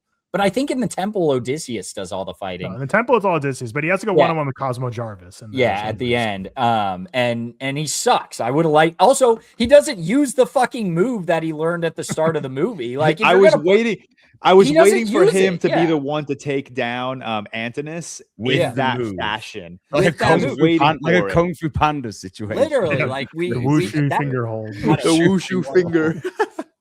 He doesn't even do that move throughout. So yeah, I don't disagree with like the montage at the start was very, I don't know, out of place, but it would have been in place if maybe he at any moment used this fighting. I get why the Klops, is that when we get to Cersei?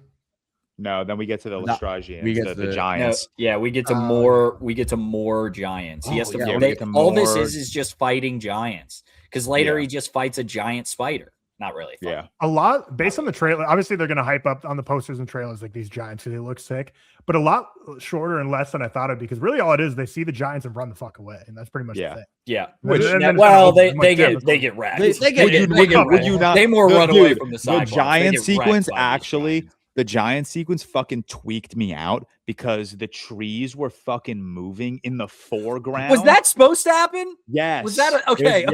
My dumb ass is looking at this like, why are the fucking trees moving? It was like warped almost. You don't see it at first. Like a cage. Yes, a bunch of Odysseus's men like run into a line of trees, and then like they're trapped in the trees. Like where the warps. I was like, where the fuck? I was like, if they got in there, they have to get out of there. Yeah. No, dude, I like that. I like that scene a lot. Like I loved it a lot. The trees moving in the foreground, the smoky nature of it. The trees moving, and the background is like these giants just the wailing of them when they like walk. Oh my god, through the fog, dude! That giant kid started screaming, and I was like, "Bro, run as fast as fucking." Because there was a lot of them as well. When they appear through the fog, just kind of come up the hill a little bit. I love that. It is crazy. So at this point in the movie, I think, I mean, unless we don't see it, Odysseus only has like 3 ships.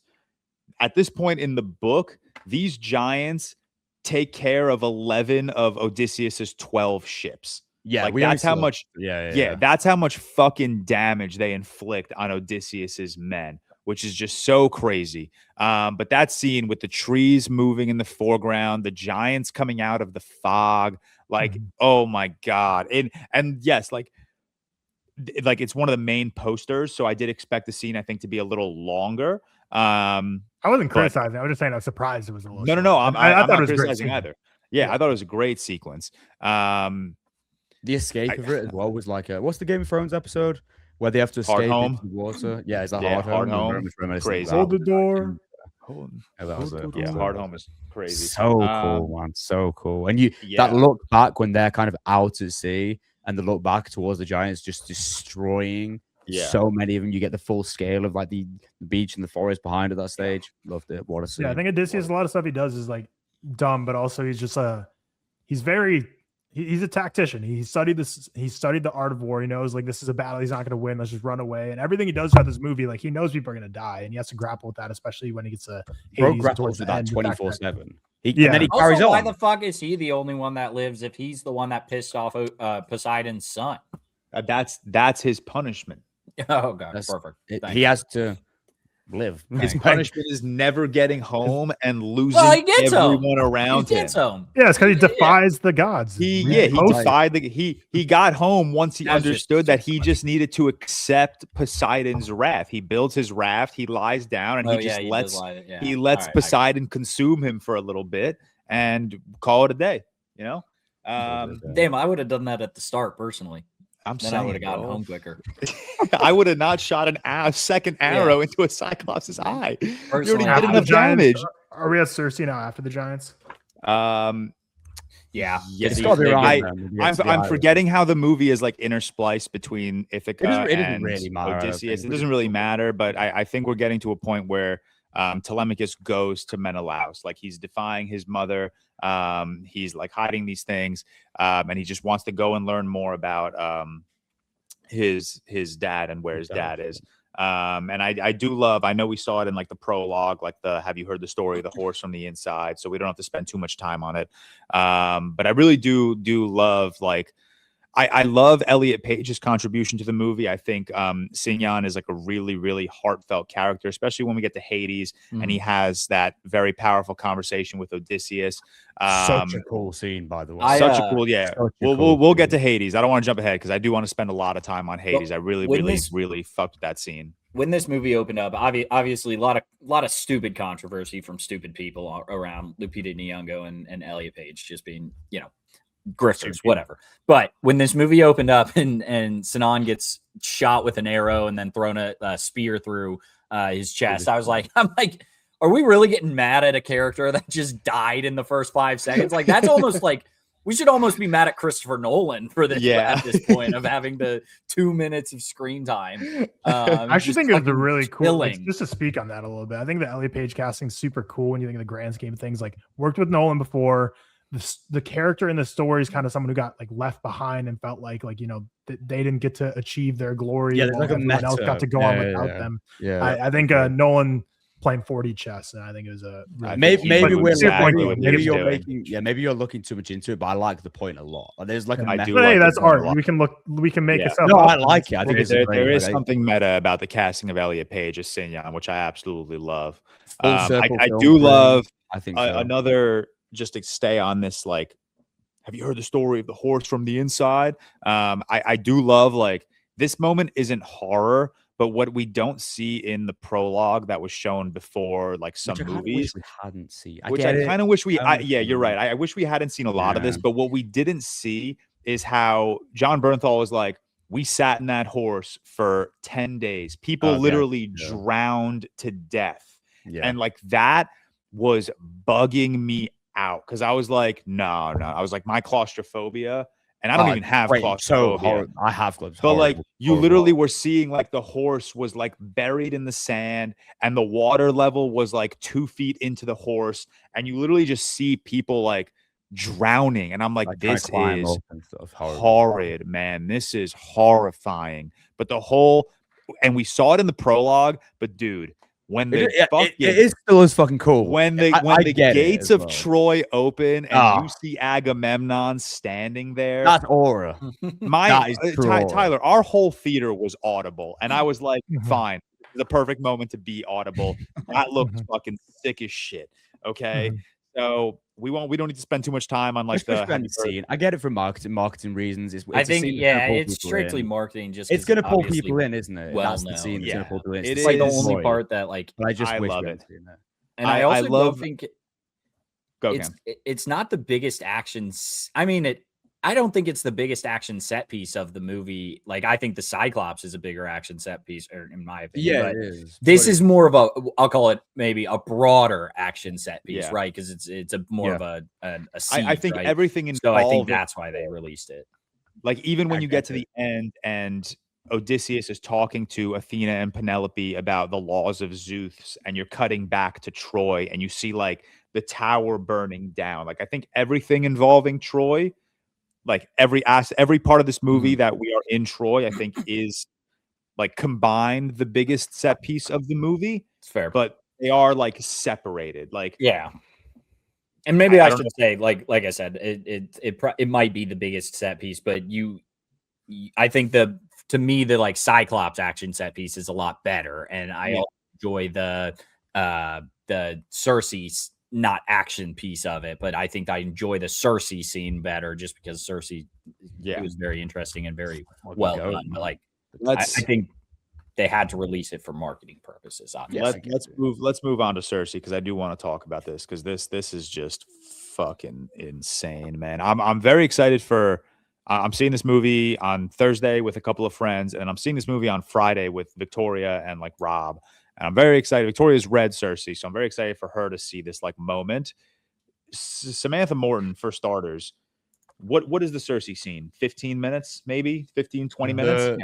Yeah, the first one probably at She's 15 my minutes. favorite Yeah. performance of the movie. She No, was same. She's the standout. genuinely my favorite. Before her and John Leguizamo, both are right there. Same with Matt Damon. Those are my three favorite performances of the movie. But my dude, she was so fucking scary. And it beyond the body horror that we eventually see, I love that Nolan really dove into like a witch's very natural manipulation tactics with Samantha So Morton and her funny. character. I think it is so, from the second you see her and she freaks out about all of these men in her house, Yeah.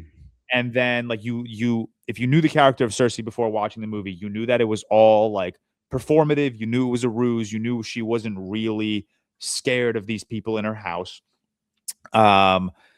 And from then on, man, she feeds them. I think the first bit of body horror you see is the hair growing out of the man's ears. Well, It's even 'cause they're before that, eating- what? the eating to The me eat- was the more like No, but yeah, because gross the part eating of is it. like it's disgusting. mid transform. It's very it's very Spirited Away esque. It's When the like parents transform, Yeah. it's very Spirited Away esque. it's very much like Calypso feeding the lotus flower to Odysseus, where it's like once he has a piece, he just cannot stop. He cannot control his temptation. There's an And awareness as them as humans, even when they get turned I into love them. that comparison, because that was my thought too while I was It's watching fucking this. gross. But what I love about this fucking thing, about this scene, is that like they're not just transforming into animals. Cersei is molding them. Bro, she's literally sculpting is them. Coolest literally shit ever. And my So good. jaw was on the fucking floor, because again, if you knew the character of Cersei, if you knew this sequence in the Odyssey, you knew what was coming. Yeah. And I was so excited. I was like, how is Nolan doing this? Like, how is he going to turn all of these men into animals and do it And I didn't think it'd be that in a well. way that didn't come off like corny or goofy? Like and he either brother- did maybe too much or too little. He ended up doing the perfect. perfect amount. The camera was sculpting, rotating around the table, the and face you is, just like, saw molding and Samantha Morton warping. fucking molding Bro. these motherfuckers. And it's like their face is all like they go distorted, and it's a real slow process. Like she's doing Yeah, this it was for- very slow. Wow. She's compared to going what I like thought. one by one, wild. sculpting them for a few minutes. True like body horror elements. The score that plays at the time, the noises of it all, her face Again. like transforming from like what George said, the innocence of before the facade that she's giving into something that was so like demonic in a way. My favorite scene of the film. I was gobsmacked. I love love the sequence, and for me, the horror doesn't even end there, because when Odysseus gets to Comes back. Circe, Yeah. she puts a bowl of food in front of him, and as he's like looking at the food, you have the pigs banging Squealing on in the the back. door, Banging on, squealing they on the know door. they're still aware as humans, aren't they? They that they're know trapped. who, yeah, they are. They just can't do anything about it. And I love the moment where Odysseus kind of takes the bowl, dumps out the bread, and the ring is there. And like it was this really like panicky moment where like Odysseus is not eating this shit. Like the movie doesn't end there, but like there's still like a brief moment where I was like, oh my bro, stop even looking at the food. Like don't look at the food, lock in, pay attention. And the whole sequence was just so fucking incredible, man. It's Even so from like spirited away. Like it it is, literally it is, so it spirited away. really Amazing. is. Like they're just Amazing. devouring food, turning into pigs. It really is Spirited Away coded, and I fucking loved it, man. That whole sequence was so brilliant. I do Yeah, think I echo everything you guys say. I think it's Samantha Morton up there with my favorite performances of the movie. Terrifying sequence, the body horror, generational. Christopher Nolan. This is when he really tapped into his horror bag in this movie, and yeah, like Seth said, there could be a point of doing this too ridiculously and not ridiculous enough, and he like perfectly shot it down the middle like Odysseus trying to shoot through 12 axes. Like he just perfectly did it. It's a really tough thing to film to do in live action, to actually emit something so poignant and have like literal witch like sculpting bodies in a way that comes across as serious as the tone of the film. It was perfect. Like this is a perfect scene. Perfect scene. Also, big dumbass move of taking all your armor and weapons outside and seeing previous armor and weapons. And That too, bro, still being that like, yeah, was- this is chill. This is a vibe. We're cool. We're cool. Yeah, but I mean, time and time again, his crew has shown that they're just like dumbasses that are They're just just driven big by idiots. lust and greed because like he's like, don't eat anything, and then they're just like, go sneak away, and he's like, Yeah. what, you didn't think the gods would know? And they're like, well, we didn't think you would know. That was funny. I really liked that line. Skipping ahead, if you thought if you ate quietly, like who was it? Was it Hades or was it who's the sun god? It's not, obviously Hades is not the sun god. That's who it is. I just can't remember what the sun god's name is. That was my favorite line in the movies. You think if you ate it quietly, you wouldn't know? They're like, we thought you wouldn't. That was funny. That was good stuff. That was funny. Is next up after we leave Circe? Do we go to Hades. the Siren?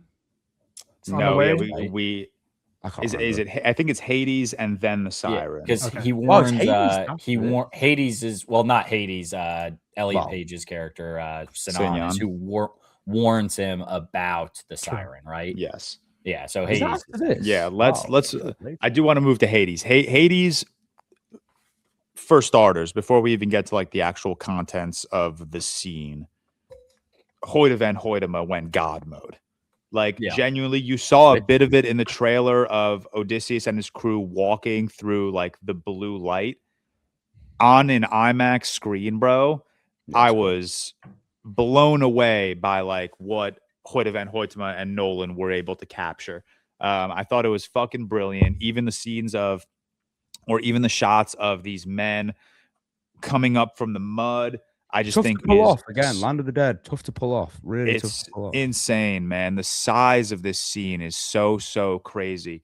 And there are two conversations that happen in the scene that are so important. The first is everything with Sinyan, and I love how Odysseus is almost pleading with Sinyan, like, please don't make me feel bad about what happened at Troy. Like, I was there. We didn't leave you. We had to sacrifice you. And I love that Sinyan is basically like, you could have told me that you were in the horse. You could have told me what your plan was.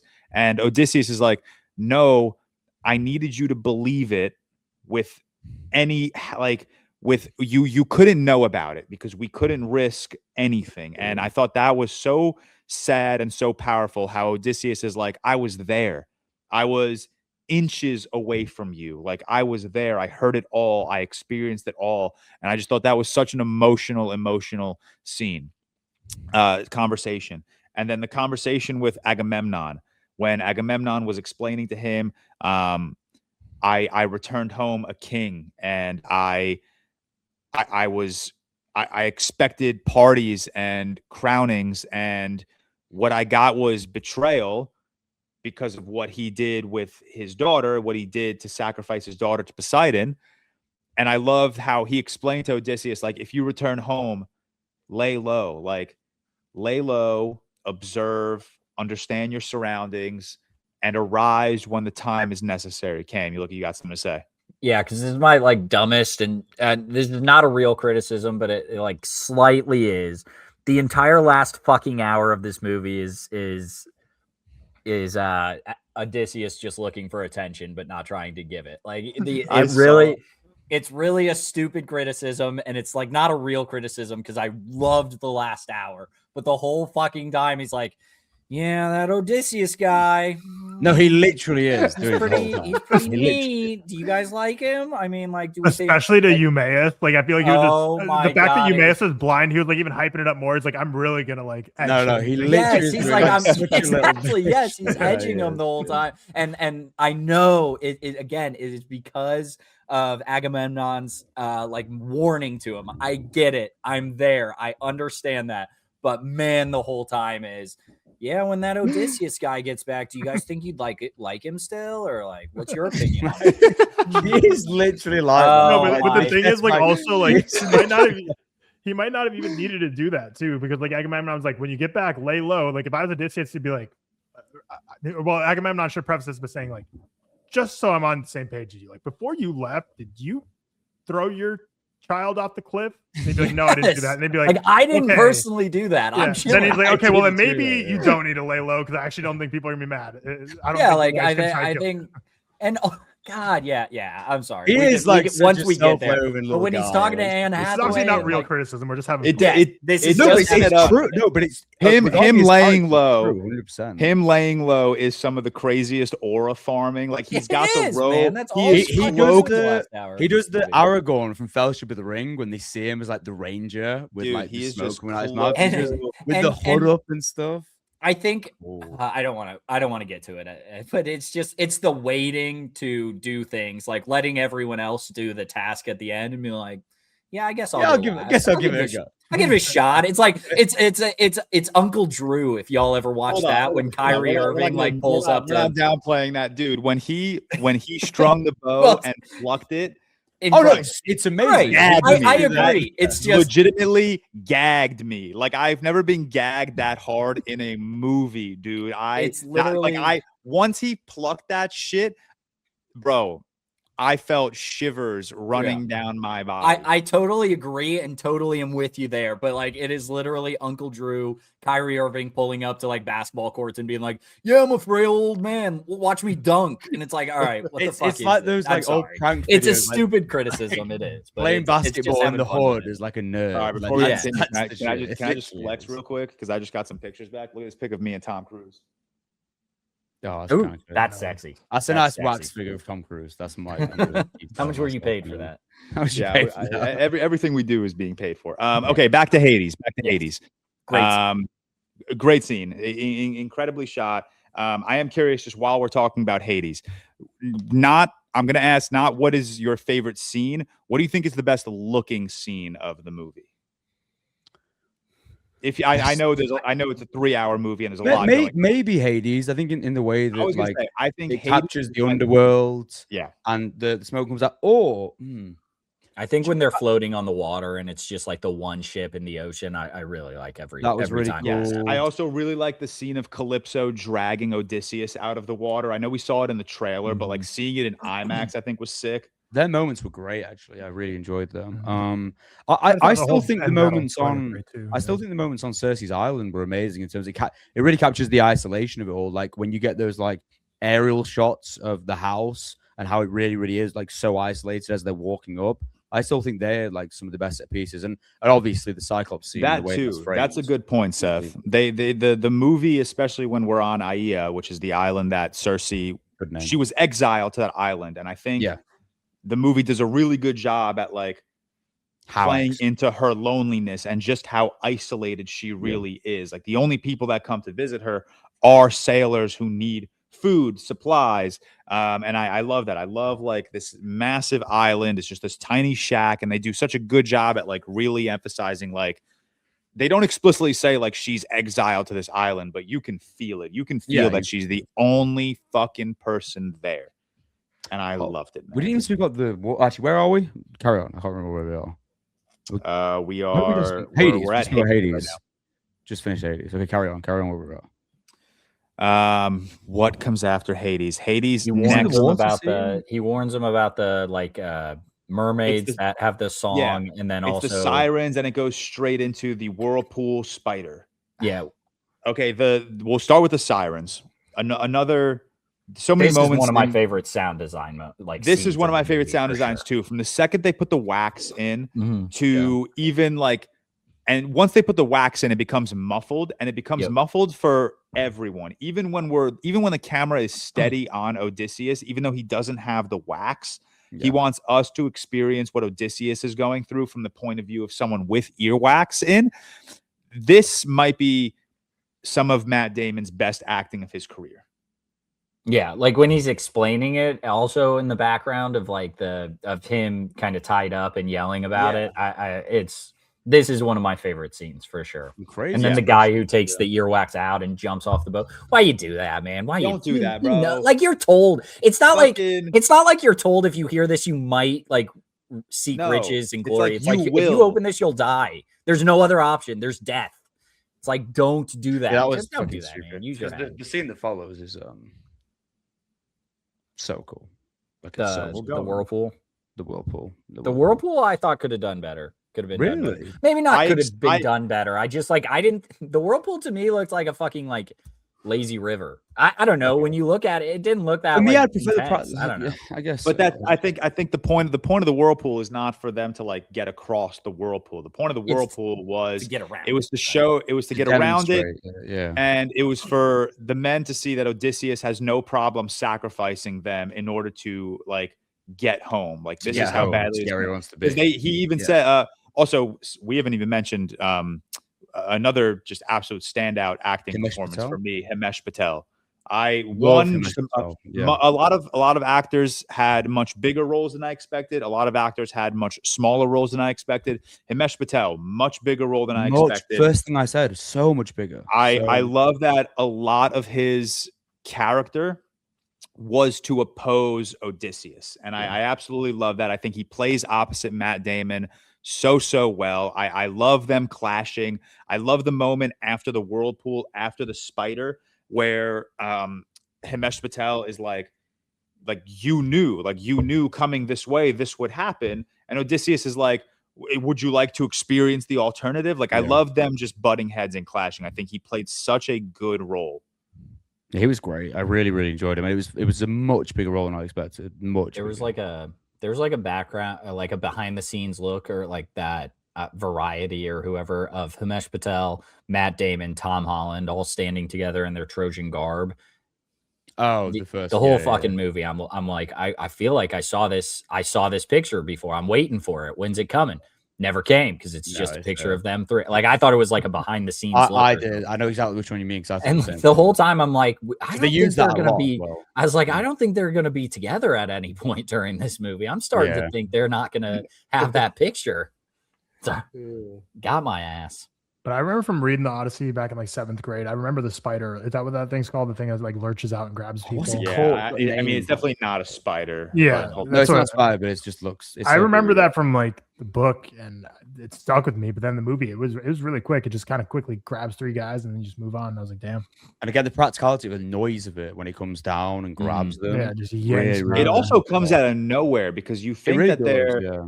You think that they survived the whirlpool. They destroyed their ship a little bit on the right-hand side. And you're like, okay, clean sailing. And then out of nowhere, this thing fucking... Hold on. There are no spiders. Far as fuck away. It's not a spider. You are likely thinking of the Arachne, a famous figure from Greek mythology. That's a spider. Who was transformed into a spider by the goddess Athena. All right, it's a fucking spider. Fuck you, Google.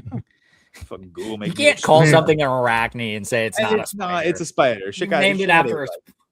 not named it after. Shit was spider spidery was as named fuck, after it, bro. but still. Speaking of Athena, I know George, you said you appreciated this when the movie ended, that they didn't give her a bigger role, but the fact that Zendaya and she really kind of just like smolders for most of the movie, like kind of sits there and looks pretty.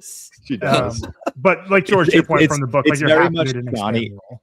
Yeah, I like I like that Athena in the story of the Odyssey, and then I like that, you know, Christopher Nolan was very true to the role of Athena in the movie. I like that she's not really like a physical form in Odysseus's eyes. She's really like a guiding person. She's someone there. She's legitimately Odysseus's therapist. She is someone there to sit with him, talk with him. She's someone there who Odysseus knows he's comfortable talking about. And that's why, like, at the end, like, just more like really phenomenal acting from someone who has nothing to say. Zendaya just reacting to Zendaya's Odysseus. She's very good, man. But her reacting to Odysseus talking about Troy in the context of Zeus's law, I was just that's my favorite moment of the movie. I swear to God. But I love that Athena is not like this central figure. She is just a recurring vision as Odysseus tries to get through this 20-year journey home. And I love that. I love that Athena was not in your face. I think we were wrong about the monster. I think that's Scylla, because that's the one that appears next to the whirlpool. That's the six-headed, like snake-like thing, isn't it? Is that right? It That's wasn't why like I a was confused when you snake-like started saying thing. spider, because I was a thinking about spider-like thing for sure. No, because it's a six-headed thing that devours the six men from the boat. So those were heads, not hands. I think so. I'm pretty He sure uses them to heads. crawl. I that's swear. the monster that appears next to the whirlpool, whatever that's called. The chariot. I thought it like uses them to crawl. We've only watched it once, so I'll let you know on Friday. Maybe. George, correct us, George, after you see it 4 more times. Yeah, like I swear it like crawls back into that little cave. I thought they were heads. Like I don't think that. I thought it was hands. I don't know. Yeah, I think it was hands, Seth. I don't think that thing was eating. I don't think it was. Yeah, because it wasn't eating them when it was pulling. No, them. I think it was just grabbing them and just chucking them. It was next to the whirlpool. You're 100% correct about that, but I don't know. It's because Scylla in the book, I just double checked now, is the monster, the six-headed monster that like devours 6 of the men from the ship traveling. So it could just be. It's probably just like, again, this isn't a real thing. It could just be like Christopher Nolan's design of it looked like maybe because now maybe it wasn't. But no, you're probably right. That's fine. I would love to see how that was done practically, like genuinely. I would love. Yeah, I mean, I would love to see how every sequence in this movie was fucking done practically. Like everything, like Matt Damon, like all these interviews you see with Matt Damon and Robert Pattinson and Tom Holland, Matt Damon just continues to say like any scene in this movie would have been the toughest sequence to film on any other film that I've ever done. And like that's sick, man. I love physical acting. I love how Tom Holland said in an interview, he was like, I kept asking Nolan how he would do things, or like Nolan said it, and Nolan was like, I'm not telling you. I'm not telling you shit. Like he just Tom Holland on this set, like, this is crazy. Tom Holland's finally on a real movie set, and he's just fucking blown away. Tom Holland's kind of on an all-time heater right now too with press junkets, because everything he says is like the next viral thing that he says. I think Tom Holland comes across so well. Yesterday, where he was like, Tom Holland says he would rather the Spurs win the Premier League except winning an Oscar. And he knew he had to have known he was setting himself up for failure there. Like every response was like, well, good thing you don't got to worry about one of those, big man. Like, he just had a quote that like when he got the call from Chris Nolan, he was like, I thought he was trying to call Timothy Chalamet. He's cooking right now. Good for Tom, man. He's cooking. He is cooking. He's funny. I don't think I'm skipping ahead. Or let's talk about Calypso a little bit before we get to like the final sequence of Odysseus actually returning to Ithaca. One of you start. Thoughts on Charlize Theron? Thoughts on the way Nolan incorporated the lotus flower? Let me hear something. I really like this. I really like it. I thought she was really, really good in general, to be honest with you. I'm trying to think of the first scene that she's in. Let me search it, see if anything comes up. I mean, I'm having a hard time recalling because I don't think nothing with Calypso really ever grabbed me in those scenes when it would cut to them alone on the beach, him stranded for 8 years. When I do quite like those moments. I do like the moments because it just extends the the guilt and the shame that faces Odysseus in those moments. But I'm trying to remember her first scene, which maybe it's been 8 days since I've seen it, but it's not reflecting too well if I can't remember anything. I think the one part I really loved about Calypso is how when she gets in her kind of like monologue about like how she's so lonely and like why she wanted to keep him there. Like I think that was really effective. But yeah, other than that, I love what one thing.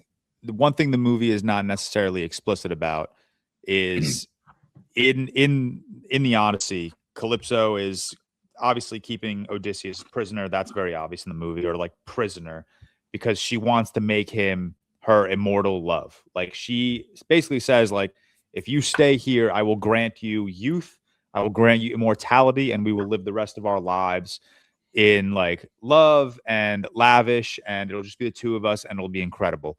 And I love how this movie, again, this is where I just think like Christopher Nolan loves his wife so much. I love the scene where Calypso is like, you just kept repeating a name. You kept repeating a name. Oh, yeah. And then he opens his hand and it's the statue of Athena. And I think that is so, I thought that was such a beautiful, beautiful moment, because right after that moment is when Odysseus is like, I just need to give myself to the gods. Like, that's the only way I'm going to like survive this Odyssey, is just to give myself to the gods.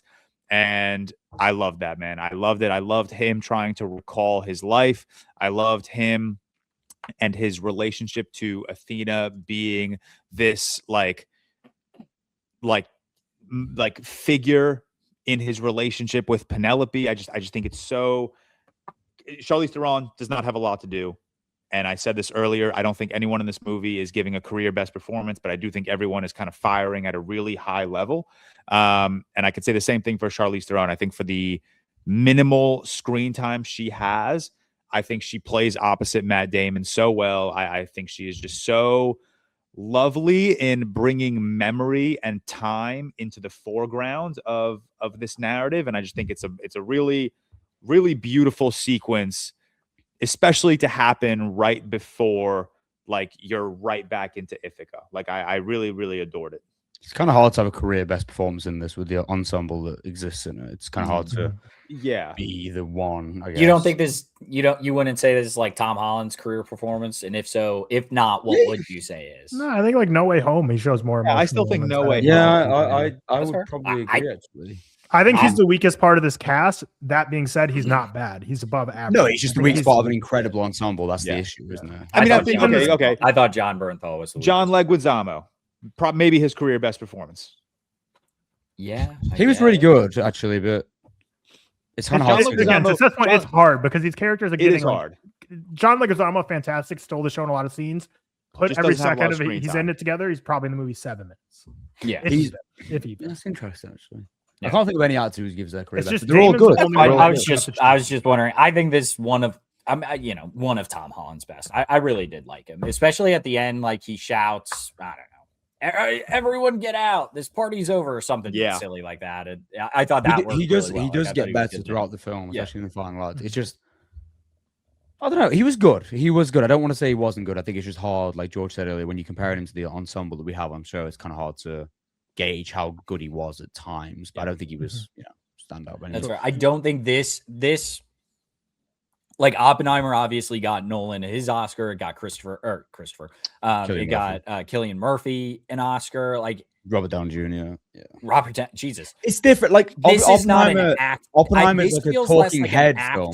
Movie. Oppenheimer is like a talking head film. Yeah. It's very exactly yes. This is like this is an epic. This is a Hoyt van Hoytema get this shit. Like literally, I probably get this shit. Yeah, maybe look how good this shit looks. Yeah, no, I get you. I still think like Anne will probably get like a supporting actor. Oh, sorry, actually, Anne Hathaway is probably my second favorite. I think she's like amazing. Anne Hathaway, she's great. The moment that like really hit me, and I'm surprised it hit me so hard because you hear her say this line of dialogue in the trailer too, but like in the context of the movie when she's talking to Telemachus and she's talking and she's saying like that world is gone.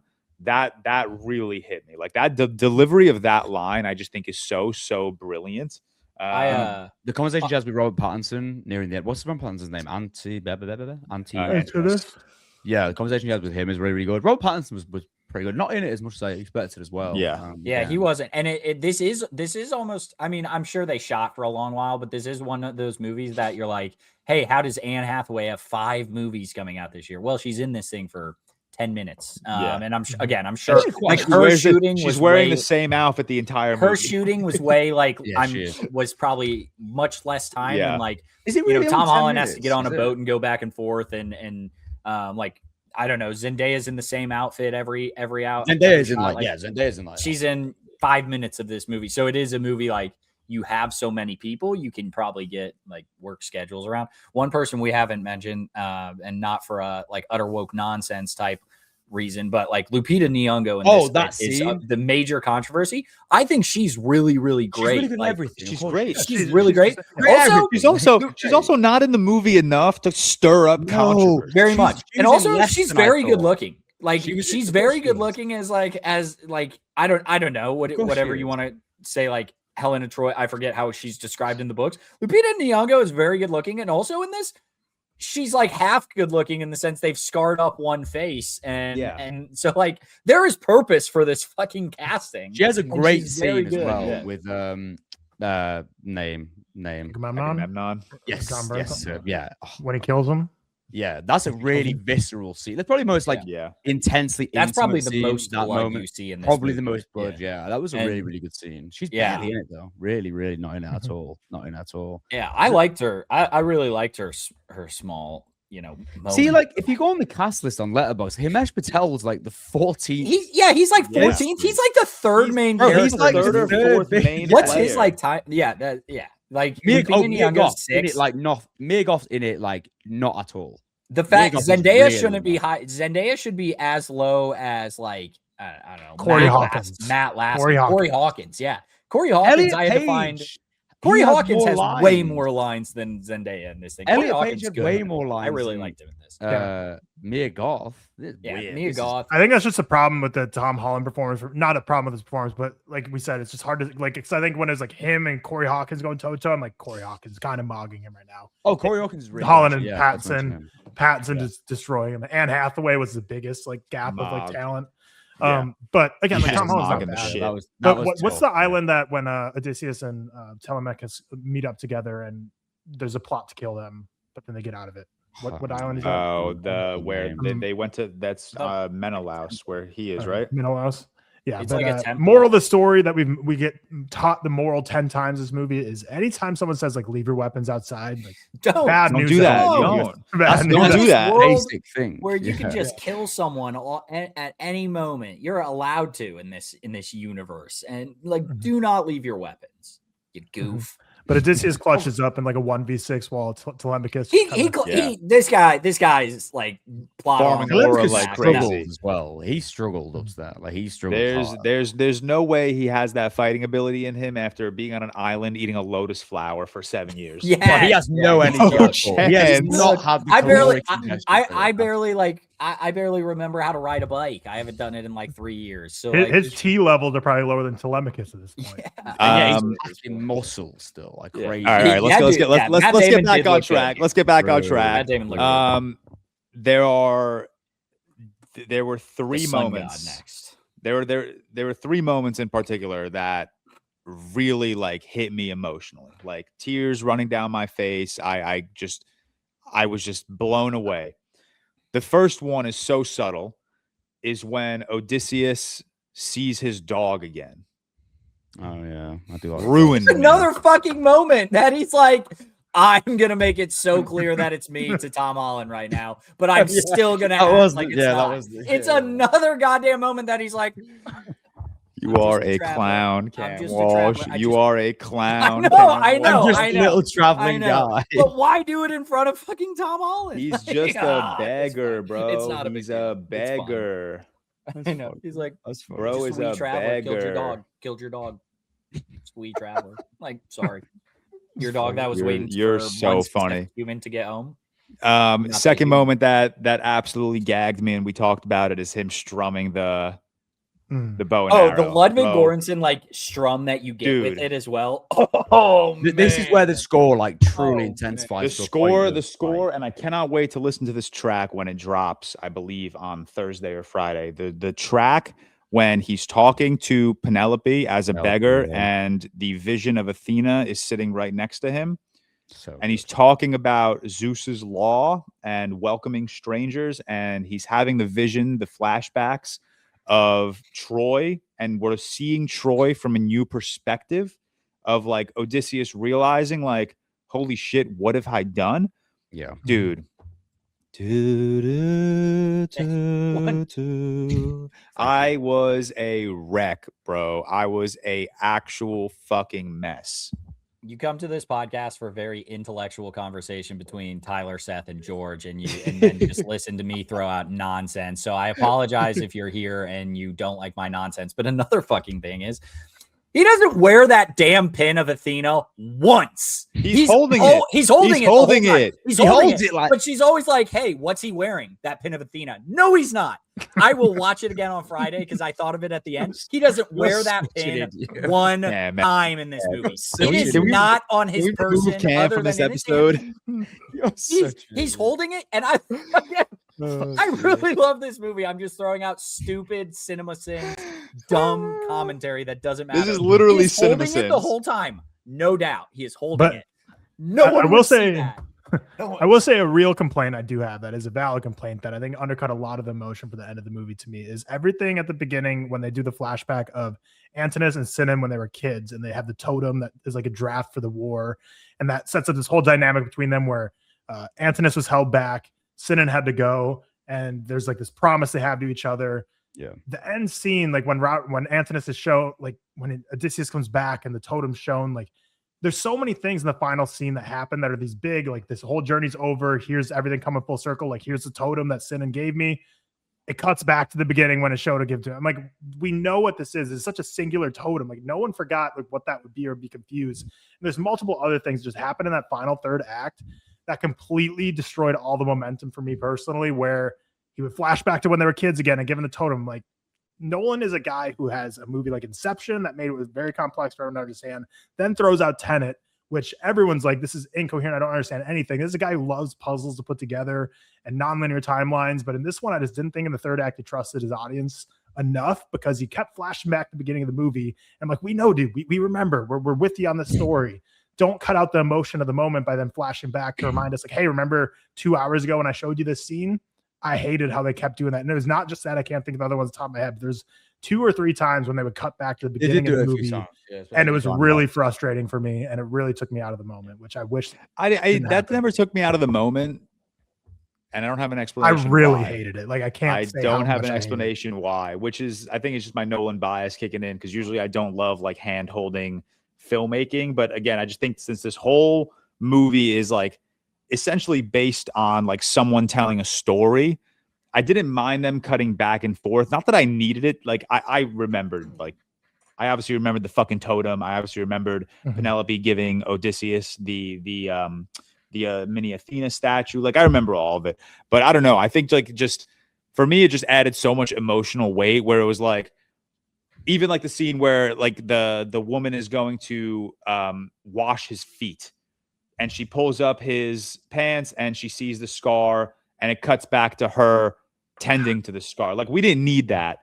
But I don't know. I for me, it was just, it added so much emotion to me where it was like, it supported Nolan's like non-linear storytelling. It supported the fact that this is a story that is basically someone telling a story. And I loved it. I don't know why. It didn't bother And that's me. fair. But for me, like I think the emotion comes from me from like it clicking in your own brain, be like, oh yeah, that's where that's from. And that hits on a whole new level. Whereas I just felt like this movie had a lot more hand holding than like any Nolan movies ever had, which was a little unfortunate for what I'm I starting to typically think like. this might be a real criticism for me. But once again, the woman looks at him and he's like, hey, don't reveal me just yet. Because he needs this, he has to have this big moment at the end where he strums his damn string to prove it's him. What's the difference between him strumming that fucking string and just telling Anne Hathaway's character Penelope that he's fucking Odysseus And- 10 minutes No, before? because stop. Needed Now them you- all locked in there.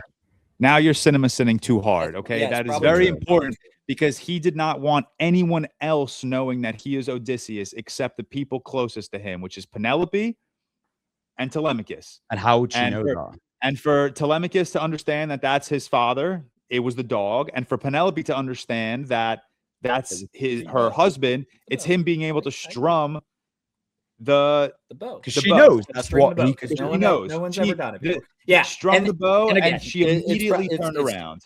It's not a real critique. You're Just the whole cinema time at sinning the too end, I'm hard thinking now. about it when he's like, man, he just wants this attention.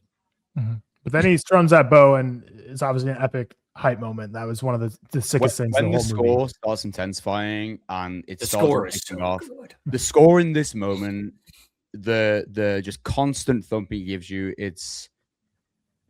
I was levitating, man. It's incredible when it all kicks off in that room. And I personally have seen a couple of critiques, obviously not many because we're still embargoed at this point, but I've seen a couple of critiques on how the action was staged during this moment within obviously that area, that hall, then also the hall above it, or the room that Tom Holland was in. I personally love this. I think it's really, really intimate. I think it's chaotic, and I think the score just it intensifies it to fuck. Yeah, and his whole plan almost backfires too, because he tries to string the bow the first time. And he's like, maybe I don't got this anymore. This whole 8-year plan might be been on an going. island for 7 years, Tyler. So he probably has lost all that strength. Yeah. Doesn't matter, but no, I mean, I think it's like a Thor's hammer type I know, situation. I get you. I know. But the fight sequence at the end I thought was cool. I didn't love it. I think the point of the Odyssey being a story that's passed down through generations like makes me like it more when I reflect on it more, because it's like, you know, did he actually do this, or is it just people hyping him up through a story? That like when I buy into that part of it, I believe it a little more. But like when he picks up that like really heavy steel thing and he's just like 360, like just spinning in circles, like hitting all the dudes, I'm like, this is pretty silly right now. But when you think about it I thought that, I mean, when he's just like 360, like hitting people, I thought this. I don't know, man. We're watching a movie about a movie about gods, monsters, and giants with one eye. I think Odysseus being a sick fighter is the most. I mean, this is just like a reverse on. Disclosure Day from you. You were just picking apart Disclosure Day, and now you're True. like, yeah, get him for that. I don't think so. I disagree on that. I completely disagree on that. The not the same thing. You said, how is the remote working in a movie about aliens? And now you're saying, how is these 360? Yeah, those aliens, same bro. fucking thing. Fuck those aliens. Sit down, you Nolan. I did not like at the end, again, him just needing the attention. I didn't like him falling into fucking Penelope's arms and like pretending he was dying, but he's like, I'm not dying. We're just gonna go on this. Huh? It was quick. At least it didn't drag it out. It was. They did drag it out. I think they dragged it out. I think it was like 2 seconds. Bro, you're telling me if you got stabbed like 4 times, you wouldn't also be in Emma's arms? Like he looked like for a little bit. My kids have a little like porcupine toy where they can put in like the little like porcupine spikes. That's what he looked like, because he had a bunch of different fucking shafts coming out of his back as he was stabbed. Telemachus is like a little more effective. He could have protected all this, but Telemachus, he only kills Cosmo Jarvis because Cosmo Jarvis got arrogant. Like it wasn't like he bested him in like a battle of skill, but yeah. But that was a sick moment with John Leguizamo, and he's like too loud and trips him. That was sick. Sick call. But they did that 3 times. They did the too loud thing 3 times in this movie, and I thought doing it or 4 times or something. They did it too many times. Doesn't matter. Can I ask a question? Sorry. Yeah. Why are we saying Cosmo Jarvis? Is this a joke that I don't understand? Oh, is that what's that guy's? He got replaced by Logan Marshall Green, didn't he? Because he was meant to be in the film, that he wasn't. Okay, they look kind of. They do look alike. I thought that's why you were. Is Logan Marshall Green even in the cast, or do you have to go to show all to see it? Yeah, damn, he was in it way more than some of these people too. He kind of had a lot. Exactly. Is he in Spider-Man? I thought you were making like a joke. I was like, oh, is he actually? No, I get those two confused. Logan Marshall. Yeah, because none of them are even. Cosmo Jarvis was cast, wasn't he? And then he dropped. Because I remember people were tweeting at you, but wow, they look. But Logan Marshall Green, Tom Holland had to best him, and that fight was upstairs, while it's all going down. But yeah, if he would have just been a little more effective, I didn't know they were both in Homecoming together. Yeah, I just found that out too. He's shocker, but I didn't think like Tom Holland's character, Telemachus, thank you, went through any like character growth in this movie. Not any, maybe he went through some, but like I don't think he went from starting as a boy to becoming a king at the end of this thing. Like that to me did not, because obviously like Anne Hathaway and Matt Damon go on their exile, and now Telemachus is the king of Ithaca. I feel like he was the exact same character as at the start. He His just knows timeline more in the about his movie dad was like a now. couple days though. It's fair. It's not really centered on it. It's kind of hard to have have that movies that are- profound transformation on Telemachus without it actually being. But I think there are signs of maturity we definitely see from him, from the conversations at the start with John Leguizamo's characters to the conversations at the end with Penelope. It's not like drastic by any means, but I do think there was some We change have in there. movies And that are set. No, like, I 10 I think years the ago. fight itself, like that More fight fair. itself, the feat of him taking down Cosmo, I'm just calling him Cosmo Jarvis. The feat of him taking down him, that's almost kind of like coming of age in itself. Do you know what I mean? The actual physical transformation he goes through from what we see at the start and the training to that.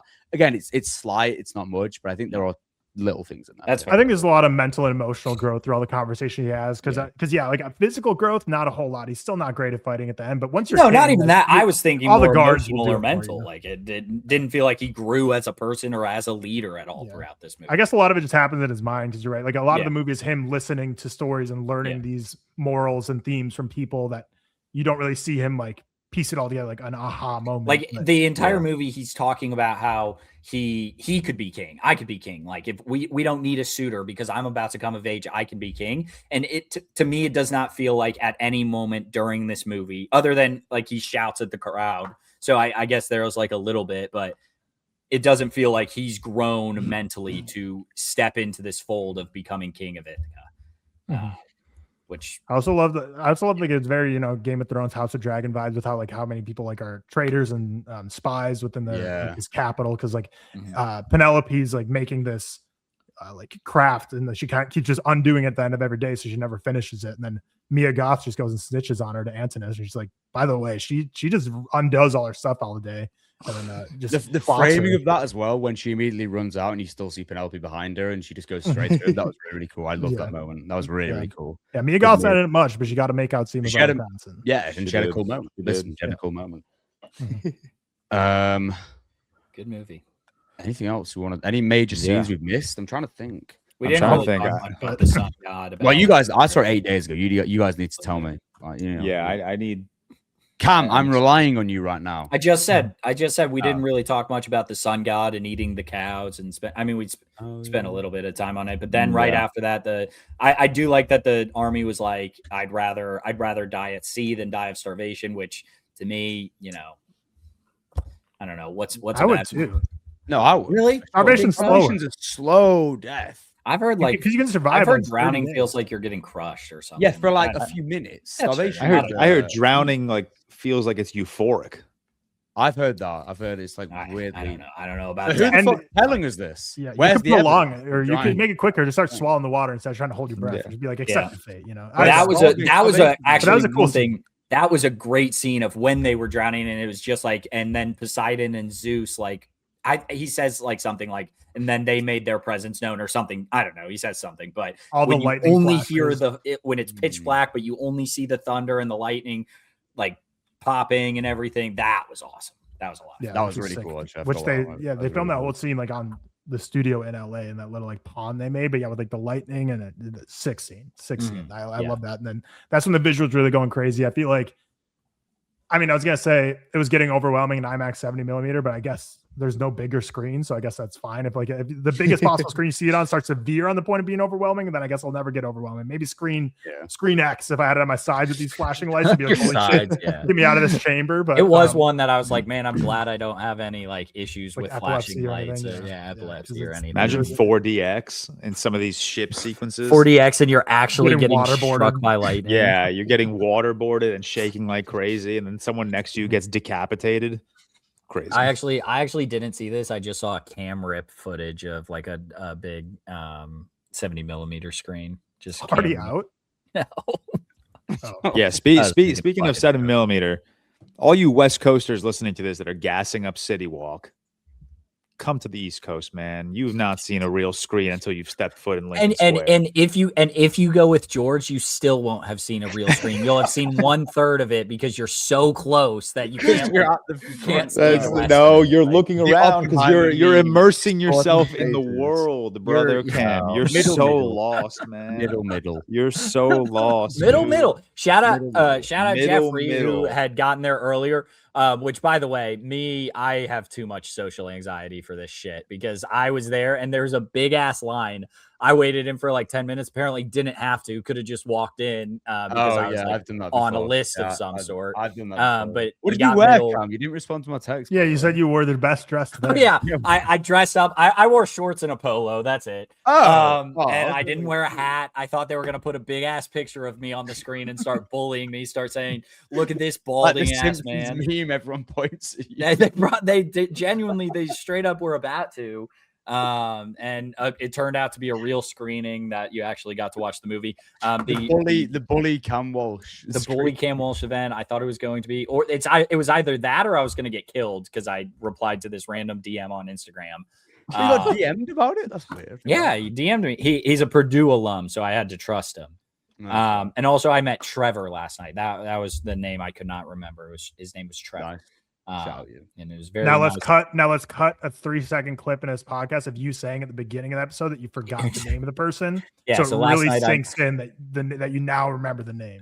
Last night I met Trevor and I appreciate his kind words. He was very kind about the podcast and very upspoken about us. And I was like, man, I appreciate it, but you're talking about the other three. I don't think these words are meant for me right now. But this is a bully Cam Walsh event, man. But no, it was everyone we ever talk to always glazes how funny you are. Always. I've had positive. people come up to me in Careful. person. Cam, I've had people, so many people come up to me in person and talk about you. No, I don't want to boost your ego, but I had it, Cam. Don't worry. Goofy ass. I Especially after texted some you of the guys. takes he's had today, but I texted you guys about this a couple weeks ago, but I was on a subway and some guy comes up to me and he goes, "Excuse me, bro, are you that ReelTok podcast guy?" And I go, "Yeah." He goes, "Dude, I love Tyler." And I was like, yes, Nice. "So do I, brother." That's so I was funny. like, "Hell Yeah, man.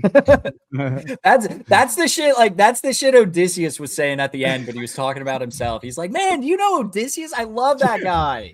That dude was sick. He threw the best parties back in the day, man."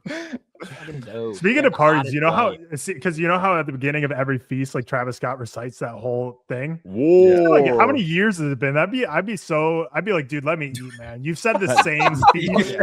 Because I straight up, I thought we were going. I thought it was doing like a time change of like, hey, we had started the movie at this moment, and I just didn't realize it. No, it's every time. Yeah, he starts this fucking event. I would annoy the fuck I'd be like, bro, This guy. getting you shtick, getting you It's spiel. been 20 years of this shit, man. Some other thing Enough. had to have happened in 20 years for you to be able to talk about. Like, talk about something else. Enough. Whoa. Something more than this, please. A horse, a lie. Like, And he's banging on that fucking table. It's like, man, we've had to replace this table 4 times already. I cannot afford this shit. we ending. All right, let's wrap up. That's The Odyssey by Christopher Nolan. 4 stars for Tyler, 4.5 for Cam and Seth, 5 for myself. Let us know in the comments if you've seen The Odyssey. Let us know what format you watch The Odyssey in. Let us know where it ranks in your Christopher Nolan ranking. And then go ahead. Why don't we keep the comments going? Let me know your favorite performance in the movie. I want one more round of all 4 of us. My favorite performance, I think overall, I'm going to go with Matt Damon, and I'm going to go Samantha Morton number 2. Seth? My favorite performance overall was Samantha Morton. I'm going to go Anne Hathaway number 2. All right. Tyler? I feel like default just has to be Damon number 1 because he's in it for 2 hours as opposed to everyone else For 15 sure. minutes. But I would go Samantha Morton, Anne Hathaway, John Leguizamo in that All order. right. Mr. Cinema Sins? Yeah, I'll throw out Tom Holland. Maybe not best performance, but I did really think he did. I thought Most he did. Cinema Sins response you could have came up with. Yeah. I got you. What do you want from me? You want me to say Matt Damon, Samantha Morton, and Anne Hathaway again? Like I will give Robert Pattinson. I don't know. I will give Tom Holland his praise. Frankly, I thought Robert Pattinson was pretty good. That's about as high a praise as I'll give. He him. was very good. And shout out Leguizamo as well. Liked my video, reposted it to his story. So maybe he might be my default number 1. Oh, yeah. Get him on the that's it. pod. Yeah, That's Christopher Nolan's The Odyssey. That's it. Is that it? Okay, now we're back. All right. I hope you guys enjoyed that review of The Odyssey. Tyler, is now no longer with us, but Tyler, thank you for cutting this episode together. We miss you, and we hope you're having a great time. I believe he's in Minnesota for a wedding. He's He at an posted outdoor wedding, he said. Yeah, posted in a July. picture on the golf course, and it looks beautiful. Whoa, my wedding was partially outdoors in July. What are we talking about? You had indoor areas. Yeah, you had the indoor, cocktail like, hour. The you were cocktail indoor. hour. Yeah, cocktail hour's fine. Yeah, the cocktail hour. Yeah, that's fine. Yeah, fair, most fair. cocktail hours are outside. Yeah, you're right. Well, maybe that's not true, but I feel like a lot of summer. A lot of them are. Yes, I was like, your wedding was inside. We were inside a lot. It was inside. The ceremony and the reception was inside. The cocktail hour was half in, half out. Yes, which was so an hour of your wedding was outside. So a little bit of the wedding was outdoors, but whatever. We're back. Cam has seen the Odyssey twice, Seth twice, myself 4 times. So we might have some new thoughts that weren't said in what you just listened to. Or we have this is spoilers. So yes, this is like we're straight spoilers. And I'm assuming if you we're still spoiler section. Seth, start with you. You bumped it up from a 4.5 to a 5. Curious what I guess like fully clicked on second watch for you. Yeah, a few things I want to go over, a few kind of points I made. I made some notes after when I was speaking about it with Anna. I mean, I did just say, George, when I was speaking to you about it, I also think that watching it in IMAX rather than just in 70mm film, it's going to make a difference. Like, it's crazy. I will say, IMAX, the full, I think the movie I've seen, I've seen movies in IMAX 70, Sinners, Oppie, many movies. I think Oppenheimer had the most 70mm projections throughout the movie. An entire movie in 70, especially at Lincoln Square, there were moments where it got overwhelming. Like it's a lot of screen. Yeah, I get that. It is a 97 by 78 foot screen. Like sometimes I look at the very bottom or the very top, like that I'm not looking at. I'm like, is this worth it? And I was like, and the answer is maybe not always yes, but it's fun. It's fun. I think I think the answer is always okay. That's great. I think the answer is always yes. Trust me, I'm saying it's overwhelming, but like it's in the best way possible. Yeah, like especially I will go to these films to be overwhelmed in certain aspects. In row C. Crazy, man. No, okay, crazy. What was I gonna say? Yeah, a few things stood out to me more on rewatch. I want to kind of give a brief discussion about. I posted like a spoiler video on TikTok last night. I think one of the main things for me was Zendaya and Zendaya's portrayal of Athena, or the manifestation of Odysseus' manifestation of Athena. Like her sequences moved me so much more on second watch.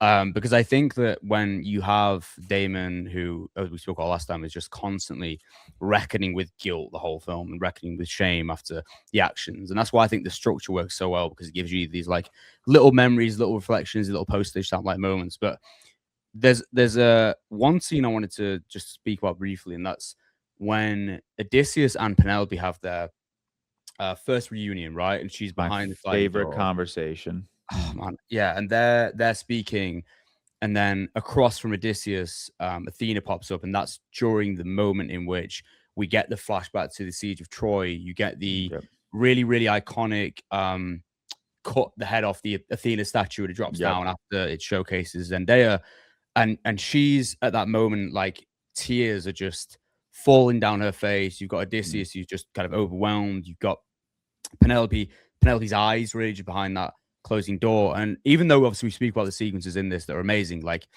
the Circe sequence, the scene in the underworld in Hades, or the Cyclops sequence, for me on second watch, I can easily say that was my favorite moment in the film, and probably the most emotional moment in the film as well. And I think like Zendaya doesn't really have much to do in this in terms of lines. Like she really has like nothing at some moments, but she's got like 3 lines. Yeah, pretty much. But that particular moment, just her eyes, it really just moved me in such a stunning way. And I didn't get that. I mean, I liked the scene on first watch, but I think the crux of the film and why the final act works so well is because of Athena. And I saw Sydney posted a video about this as well, because it really is. Posted a great video about Athena. Yeah, really good. Zendaya's involvement. Yeah, and it's like she's that symbol of, she was the witness to it all. She's the symbol of the cruelty that Odysseus and his men have caused throughout. So that's kind of I think the main thing I took from rewatch. There was also a couple other things, like I think we'll speak about in a second, like some of the performances. That whole before you move on from that conversation, that entire and like I'm just going to steal what people are saying on Twitter. From the moment Odysseus says bringing it all, like this movie hits like this most insane flow state of any Christopher Nolan movie ever. And that entire conversation between Odysseus and Penelope, the first time I saw it and the subsequent 3 times I saw it, it's still, of any scene in the movie, that's the one that hit me the most. Like this, because you see it throughout the movie. You see these interspersed shots of Troy throughout the movie. You see that same shot of Odysseus laying down on the stairs, kind of looking around.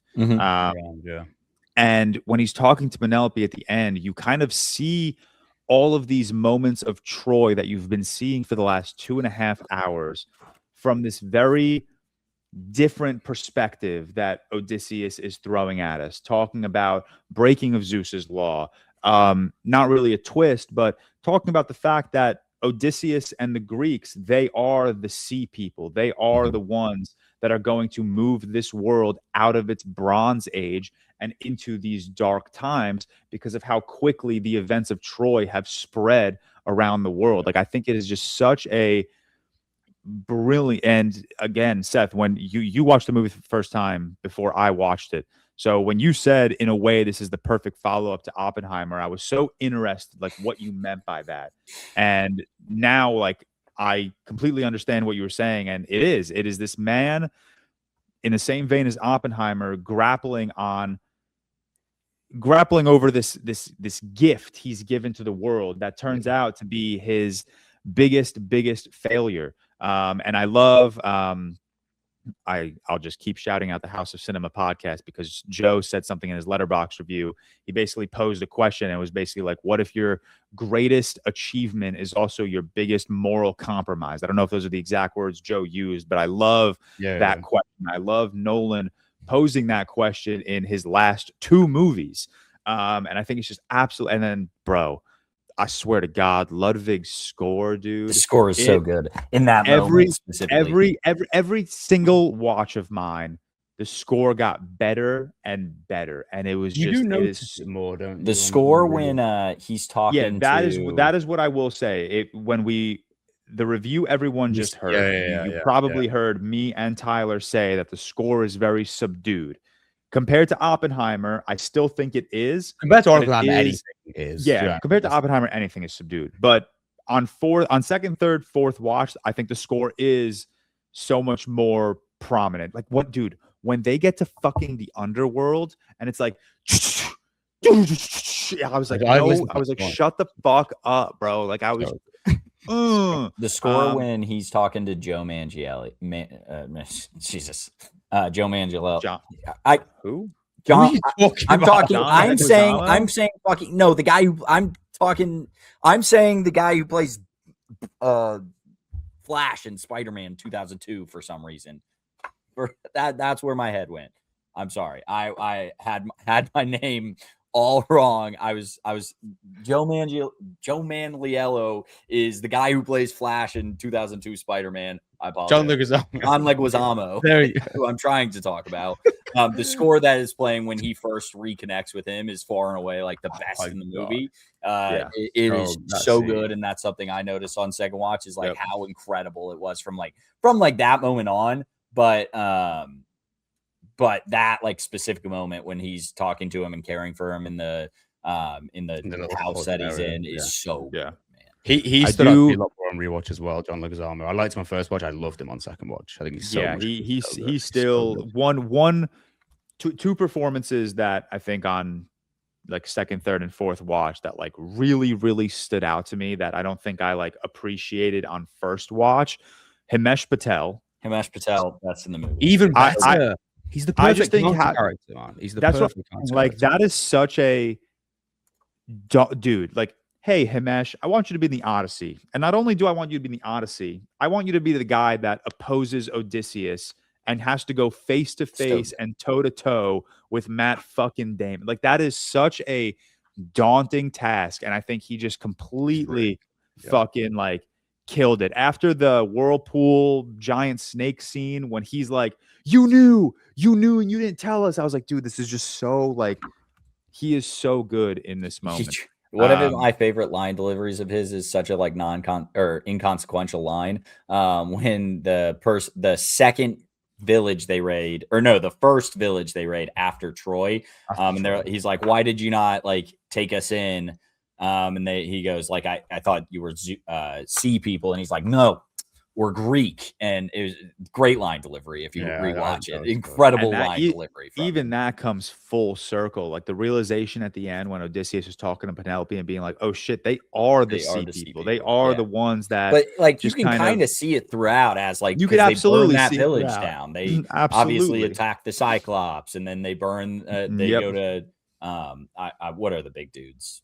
They go to that. Hard to remember the names. The Laestrosians, maybe. I could be wrong. Something. Another thing that really stood out to me on subsequent watches, there's a good part of this movie where like the movie moves really quickly. Like you go from Cyclops to Menelaus recounting Troy to giants to Circe to Whirlpool to Hades really fast. It's like an hour or an hour and a half.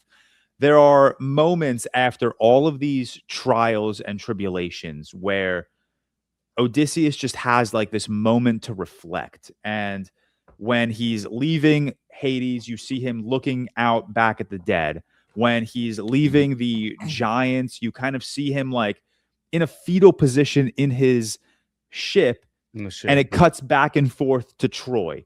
You know, it's just like there are so many just awesome, like really small moments that I think I missed on first and even second watch that I really appreciated on third watch and fourth watch, which made that final conversation between Odysseus and Penelope each subsequent watch that much more powerful. Because in the initial, like you guys, well, George stayed out of 5. You raised your score. I'm staying at my 90 out of 100. And I reviewed it very weirdly on Letterboxd. I didn't give a second review because I'd already written a second review. So still 2 logs, but I'm keeping like 90 out of 100. But like, I feel like my opinion on the movie changed so much on second watch in good and bad ways. In the sense that like I made a lot of jokes in our first review like 10 minutes ago, if you're listening to this video, but on Tuesday. And yes, I still do think a lot of the last hour is Matt Damon just being like, yeah, woe is me. But that emotion that he has with Penelope is so good. And the Athena scene is so incredible. Like that raised for me entirely. But I will also say like going back and watching like the Circe scene, the Scylla scene, edited so weirdly. And I think that is a limitation of IMAX 70 millimeter. It's really poorly edited. I do not like the Circe scene specifically. Every time one of them talks, it cuts to that person and then immediately cuts back to see the reaction. I had this conversation with Sophie last night because that's also one of her issues. She does not like the editing of that sequence, and I agree. I think it's quick and it's rapid. What I will say, and even Sophie agreed with this, it is 100% intentional. That's probably true. Yeah. And it's also intentional. If you watch the Circe scene when Odysseus and Circe first come face to face, the camera is not cutting as quick. Yes. Then as the anxiety of the scene builds, as the pigs knocking on the door gets heavier, the cutting gets faster and faster. Like it is intentional. I do agree it's a lot. Yeah, and that's probably true. And I think it's the same as like I think the dialogue got worse on the second watch for me. Like I'm still in the opinion of like when Telemachus is with John Bernthal, Tom Holland's with John Bernthal, the dialogue is horrendous, man. When he's that I disagree with. That really frustrated me. Like the storytelling aspect, and again, that is intentional. But again, on rewatch, I thought it was even worse than before. But I think the emotion I agree on first watch. I think it took me like 15 or 20 minutes to like really just open myself to like this modern dialogue in ancient Greece. I don't have an issue with the modernness of it. I have an issue with hey, want to hear a story about Odysseus? I think that works because he's like that I definitely disagree with. Yeah, that I love the fact that like this movie is basically Odysseus trying to recollect it's Calypso. Forcing Odysseus to recollect his journey. I like that part. I'm talking John Bernthal specifically. Every John Bernthal scene is bad. That's what I agree with Calypso. Calypso. I don't know. Calypso works. I think every John Bernthal scene. But why? Is John written Bernthal only really bad. tells one story, and it's have you heard the story of the horse And from it's- the and then- inside? and then later he also tells which is one of the It's a best scenes shaky in the movie. recollection. It's a shaky recollection. Shake- This is that's his fair. memory. I just didn't. I But think- it's also intentional. I just disagree with the intention. No, that's fair. I think guess, that's fine, is where I think because on I rewatch, don't structurally- disagree that like I don't think like they did it wrong. Like they did it probably correct. I just didn't like how they did. Yeah, I get That's that. fair. I think structurally on second watch it comes together better in that it is Yeah. these shaky recollections, and I think it has to be erratic to like portray that, especially when it comes to like the Siege of Troy and stuff. Just to go off what George said as well, there's one moment I said in my review or my second review when you spoke about the reflectiveness, I think is the best moment. I actually think I wish he would have stayed with it a little bit longer. wait. Let me guess. Well, you might have seen my review. I didn't see your review, but Okay, just fine. go. I'm not gonna guess. The movie's 3 It's hours long. when it's in the final act when Odysseus leaves Calypso and he's floating on the raft. Oh, And then you get the moment when he's in the water. It's only about 2 minutes or so, and Ludwig's score kind of really turns to 10 in that moment. and his but not- head is rolling, and and his head is Athena's head rolling, is bro. and it's like the most tranquil. And I actually wish that he would have just remained in that shot for a little bit longer. But that's like for me, one And of the that best, was- like, that concert was like moments in the- his career. It's so that good. was like the Ludwig score, like that we heard in the trailer, like the aggressive, was like really, yeah. "Da-na-na-na," like that, dude. The way it was in front of us the whole time. The first poster of this movie was The Athena Athena's was in head front of you, looking yeah. up. It was in front of us the whole fucking time. I don't know the about you guys, revelation. but I think gets better on every watch. It's so good, Yeah. and we didn't really. Yeah. And I think you'll notice that if you go back to our review, because I was thinking about it. Because Because we didn't really talk We about didn't really it. talk it too much. No. Yeah, and I think that No. is like a. I We think barely if- talk like we. I don't even think we mentioned like the sea No. people twist. Yeah. Or anything like. I don't but, I like, think yeah, I you think are we right. spend much So of our good. time talking about like the achievement that the film is, and Yeah. like the Yeah, you know, the bro. technical, which also that too. Like, I mean, I'm gonna beat the fuck out of a dead horse. Every watch, Yeah. I was still blown away with what was happening on my screen. More, but I think Every that will just continue every as well. single watch, I was like, what the fuck? Especially after watching again, it's only 22 minutes, the making of. It's worth the watch. Yeah, I need But to like watch that. even after watching that and seeing like this giant fucking Cyclops puppet, or Bro, the image or of the puppet as sequences with well, yeah, it's just like insane, it's like this Insane. is an impossible film. Like it's actually crazy that this movie exists, and it's Did just you- so fucking. Did you hear how I don't know if this is in the documentary, but I love how they did the giant section when they got like just basically big guys in suits. Yeah, Yeah. just And they big It dudes. was like Lord of the Rings where they got like yeah, 5-foot guys, and like I think they got like some children's plays with them as well, and like huge guys in suits just Yeah. to emphasize the scale. And I went into watching it yesterday, that particular scene, knowing that, and man, that scene for It's me crazy. stood out so much more on second watch when obviously they bump into the child. And then Himesh says, like, if this is the child, who are the parents? Because obviously Yeah. the child's fucking massive as well. And when he screams, the child, and the giants come over, and you get like an aerial shot of how much of just the scale and how much bigger they are and how much smaller Yeah. they are. And then what we mentioned last week when we spoke about it, or this week, when the trees start to warp and you genuinely feel like you're in like this cage Crazy. because they bro. start coming from like every angle. And again, they just seem so big. And when it results in, like you said, when they Odysseus' ship manages to escape, which in the book, I think you said, George, is like 13 ships in the book or something. where Yeah, it's like like- 3 in the film. They have like 13 Like an ships, and the armada, Giants destroy like 12 of them. Yeah. And you get the reflective moment with Odysseus again, reckoning with the fact that, man, this is like, he's led them to so much death Yeah. again. But I And that- love that scene moment- so much more on second watch. I love that moment of reflection in particular because, like I said, he's in his ship. He's in like this little fetal position. Ludwig's score is just like very melodic. It's like, ooh, but Yeah. it's devastating. And as Ludwig's score is going, right after it cuts from Odysseus back to Troy, back to Odysseus, it's like this, like Nolan scans the beach and you just see dead bodies floating on the Yeah. water. Like I love the tragedy of this movie. I really do. I think Nolan could have easily just given us like 3 hours just straight adventure, but I love that he's like really diving into the tragedy of this journey home and like the regret of Odysseus's most prized accomplishment in his like career as a general. Like I think it's so fucking incredible.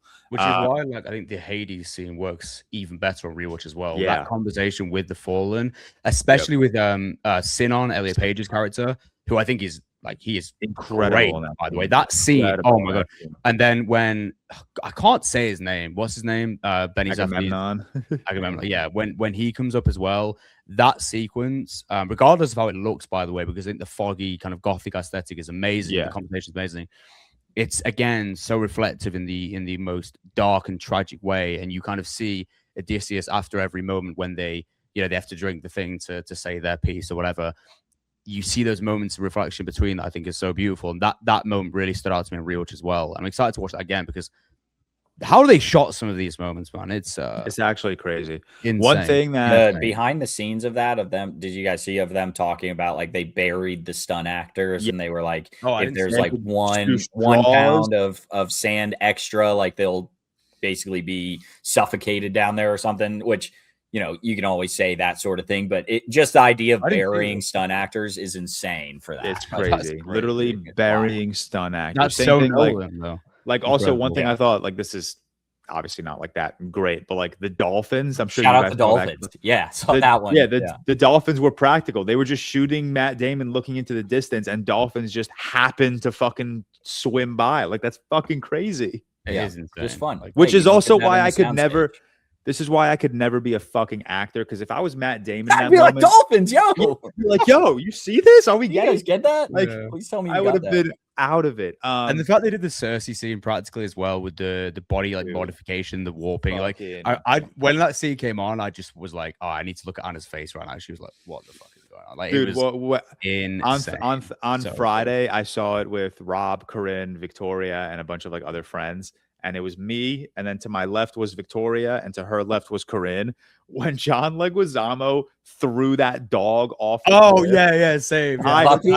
both Victoria and Corinne were like, "Wait, what?" They were like, "What the fuck just happened?" Yeah. Why the hell Oh, did that. you Oh do my that? god, the scene with the dog at the end. By the way, the one where Odysseus returns home and the Dude. dog's tail starts going. That got Bury me him bad. on the mountain where you Oh my met God. him, bro. That got. Oh yeah. And, Fuck. okay, I need to get this. I need to get this out Fuck of the way. you. Tom Holland, I think on rewatch, I thought he was actually. I think he's. I good still on think he's rewatch. shaky A lot in the better. early. I still think he's shaky in the first Yeah. hour, but I think the maturity of his character actually grows into it really well. I think he's really good in the final act. I think he's really Again, good in the final act.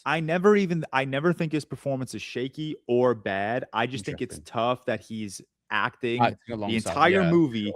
opposite Robert Pattinson and Anne Hathaway. I think Robert I was. Pattinson was more I fun on think. rewatch as well. He was really You good on think rewatch. he was better on rewatch? I think I he think was so, like yeah. very okay. Like I still think Really? he is. He's good. He's very good, but I think saying like Tom Holland's acting against him, I think Tom Holland was doing just fine against him because I think he was putting on like this to me was I was hoping for a Robert Pattinson like Joker type best supporting actor performance. Yeah. Like obviously not Joker character, but I thought he just kind of came and did what I expect of Robert Pattinson. Can someone get these beggars out of That's here? a great line. That's a great line delivery, no doubt. I Get these love beggars him. out of here. I think every. To be fair, I- I don't think there was a performance I watched on second that I thought was worse. I think every performance for me improved fair. in ways because I had the context of what the characters Yeah. were going through at said time. So I Himesh think one Patel is thing- he's just I- stole the I- show I for me on keep- second watch. I keep Oh, talking Matt Damon as about well. Yeah. the Odysseus's pluck of the bow at the So good. end. Great order. So at the end is brilliant, man. When he's a beggar and he asks to string the bow and he plucks it and Ludwig scores right on cue. On several rewatches, when in the beginning of the movie, when Penelope is talking to Jesus Christ, when Penelope is talking to Telemachus, that was a little word jumble, and like we get a flashback scene of him at a feast. And he strings the bow. Same thing. Ludwig scores on cue. Boom. He blows the arrow through the 12 axes and he like holds the arrow up. And everyone around him is like smiling. Penelope is like really happy. Like that to me is so powerful on rewatch because it contradicts the next time we see him do that at the feast when it's like no one's happy. Like we are in this really tragic era moving out of the Bronze Age. And I just think like that dichotomy between those two scenes of him at a feast, one's at the beginning of the movie, one's at the end. The end's darker as well. It's a lot darker. The end is well. darker. It's a lot darker. And I just, I love how Odysseus is introduced in this movie where, again, Cam, I know you don't love this, like where it's like, it's through story. Like John Leguizamo's talking to Telemachus, talking about how Odysseus met Argos, the dog, and it cuts back to that moment. And then Penelope is talking to Telemachus about the bow and how only Odysseus can string it and how he would do this challenge. And it cuts back to that scene and you see, like, I think this movie, for a 2 hour and 50-minute movie, for this story that is so many different trials and tribulations, so many different massive sequences, I think it's an impossible task to tell it through Christopher Nolan's non-linear storytelling. And I think he succeeded so unbelievably well. Like, genuinely, I think this movie could have been overwhelming and too quick in a bad way.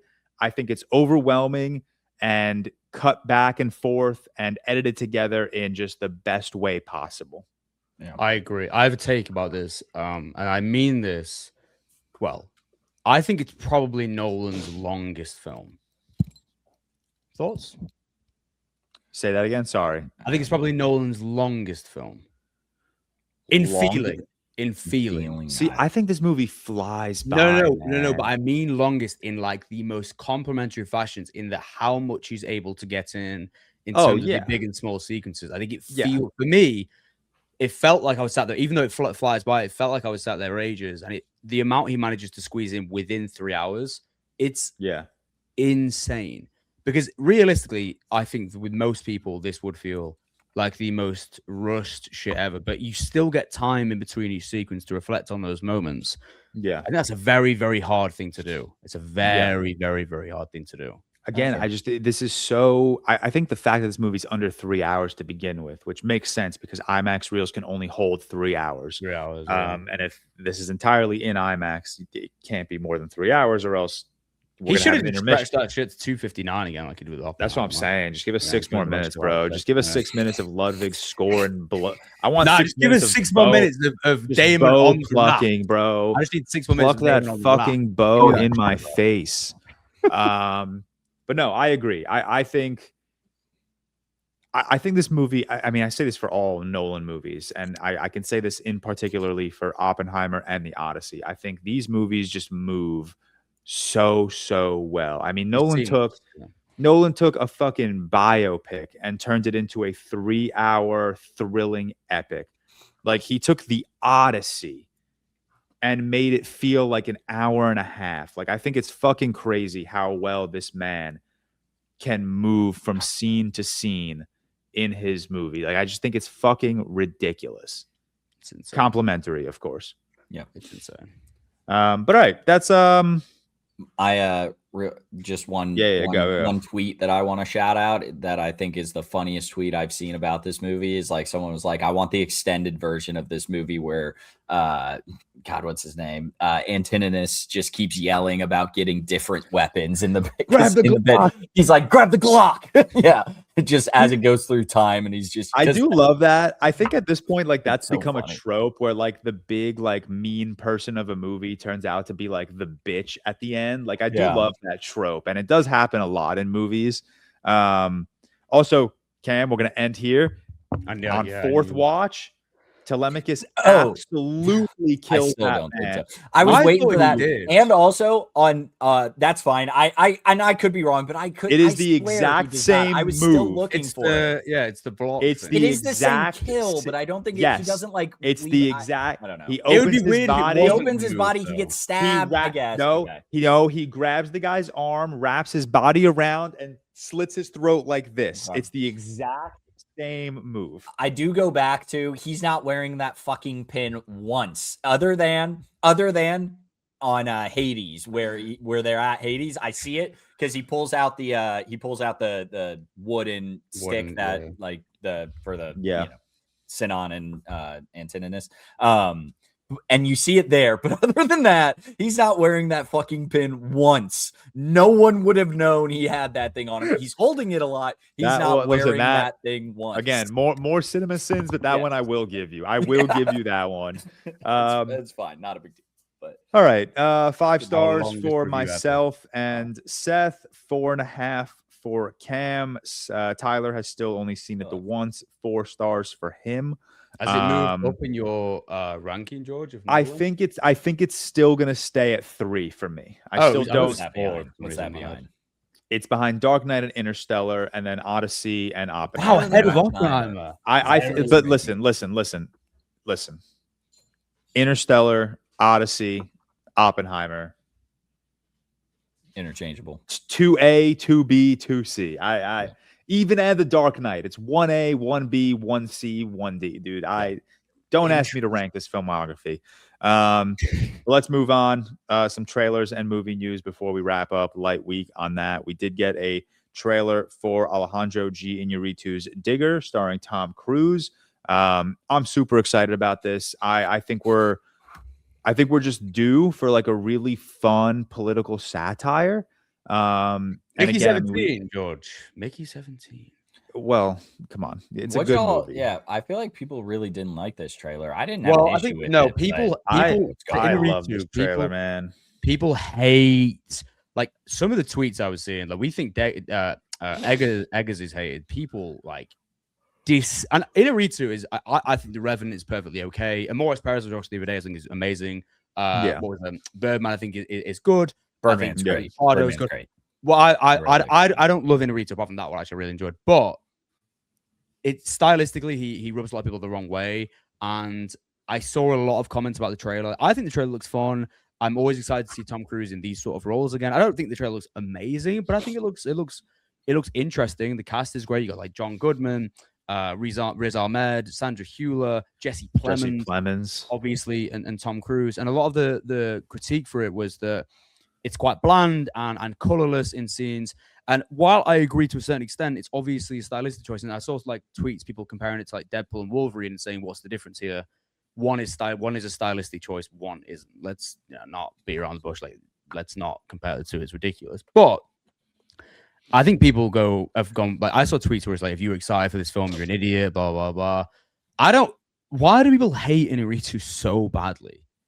Like, I didn't know people did. People fucking hate this man's films. I mean, it's probably like a film Twitter thing. People like, they just attack on to someone like vultures. But I didn't know people like had such vitriol for his like filmography.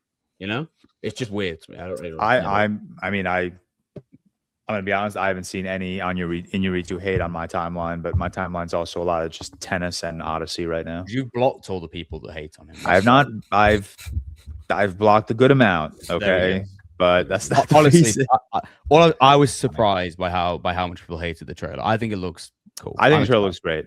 I really do. I also love the trailers. Just like a 3-minute. Hey, here's Tom Cruise's Oscar campaign right here in this trailer. It is, but they are really. I mean, I imagine he's going to be a massive favorite. Like, I can't think of it. Yeah. We got a first trailer for Paul Greengrass's new film, The Uprising, starring Andrew Garfield. The film follows a man who forms a rebellion in England against the tyrannical King Richard II. This, to me, I think this looks sick. This is the film I was meant to interview Andrew Garfield for that I had to miss because of the premiere and stuff, and I couldn't get there in time. Okay. But I still might be doing something with it, so I'm excited for it. But when they initially contacted me about this film, I was unsure. Me and Cam spoke last week. Paul Greengrass is the guy who did the Bourne trilogy and Captain Phillips. I haven't seen the Bourne trilogy in fucking forever. I think The Uprising looks so good. I think this looks great. Like medieval, really big set pieces. Garfield in his element. Dude, even like aesthetically, I just think like it looks like Silence. He looks like Silence as well. He looks like Silence, of course, but I just think like the aesthetic of the film, like I think the way a lot of these scenes are staged, like it looked like what Scorsese was doing on Silence. And I think that's what like really like captivated me, where I was like, oh, okay, we're not fucking around here. Like we're really And some of We're the, doing some of the something. action looks really, really cool. I had no idea about this going in, but when I watched the trailer yesterday in cinemas, I was like, this looks sick, man. I'm excited for this a lot. Yeah, looks good. First trailer for I Play Rocky has released. I saw it for the first time before the Odyssey on Thursday, and I will say, man, Anthony Ippolito, I believe his last name is. That voice could have been so corny and so crazy. He nails it. He nails young Sylvester Stallone. It's actually nuts. Have you guys seen this trailer? Yeah, I watched it.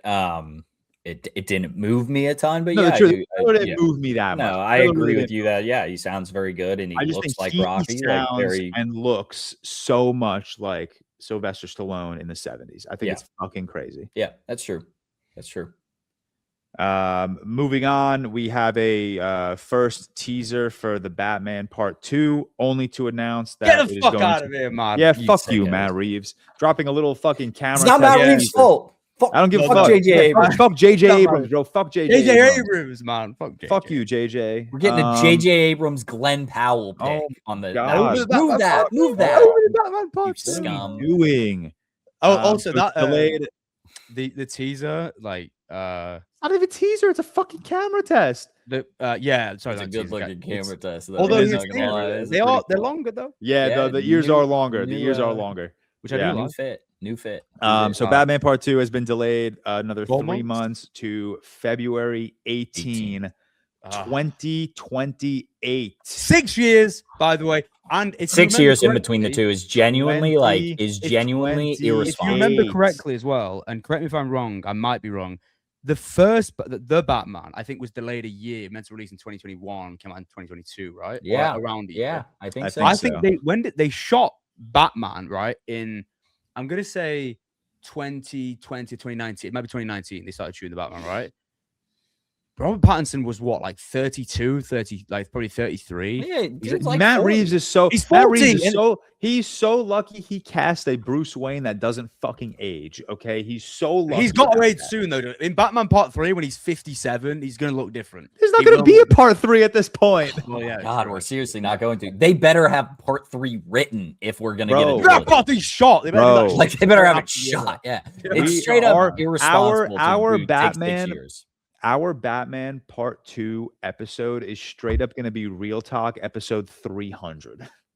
That's crazy. Like, it's fucked up. That's fucked up. That's not right, nuts, man. Dude. It's nuts. It's nuts. And we didn't even bear in mind it came out before we'd even fucking made the podcast. Before we even started the Batman pod. came out before we started the pod. I hadn't posted on TikTok when the Batman came out. Dude, it's so fucked, man. But whatever. Moving on to movie news, nothing crazy. Live action Call of Duty movie is officially set in Modern Warfare universe. Seth, I added this for you. I don't know if you play Call of Duty or Modern Warfare. Is this good news? Is this bad news? It's the news that everyone I think was expecting. Okay. Does that mean it's not good? That doesn't sound too. No, I just don't have like a lot of faith in video game. There's just gonna be a war movie. Like that's how they get away with making a Modern Warfare movie. It's just like, let's attach Modern Warfare to it. Yeah. Modern War movie. Okay. War. I think it's just gonna be shit. But I just don't have faith in video game adaptations. Is the Oh wait, George. By the way, before I on the news, did you add the God of War thing in? I thought I was really sad. No. That's what is it? crazy. He got injured on set? Ryan Hurst, who plays Mentor. the mentor in the Odyssey. Yeah. Yep. He broke his arm, I think, doing work of some kind, and they'd It already was more than that. Wasn't it more than just a break or something? I might have been, but it was like a bad anyway. And they'd already shot like 3 or 4 episodes, I think, of the God of War series coming on Prime. And obviously, that'll be huge for Prime because God of War is one of the most successful video game franchises of all time. Mm-hmm. And they are recasting him at this point, which is. That's so sad, man. This is the role of a lifetime for someone. Like, this is a severe bicep tear.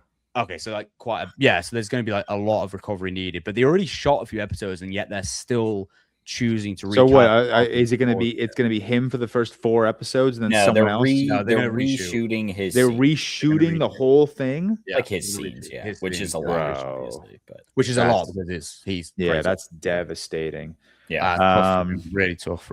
That's tough. Yeah, I saw that news. I didn't I'm not a God of War fan, so I kind of just blew past it. But yeah, It'll be huge. It'll be huge. Yeah. Yeah.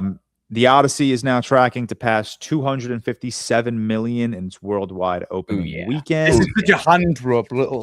Oh my god, this is the most go fuck Okay. yourself to all of you Twitter junkies. And man. also, I know it's not real discourse, but it is. Because I've had real people, discourse. I have had people in real life ask me about it. Oh my like, god, and I'm in a very red state. Don't get me wrong. Like I'm in a bubble of red here, but like I've had people in real life ask me. It is so real. And it's so fucking stupid. Bro, idiots so thought real. it was gonna make no money. This Elon movie Musk is tweeting about it, like not making He's no money. You Elon Musk dumbass. actually is just helped the marketing for this Straight up. film. People That's thought, all he's done. He's genuinely pushed the he film. did.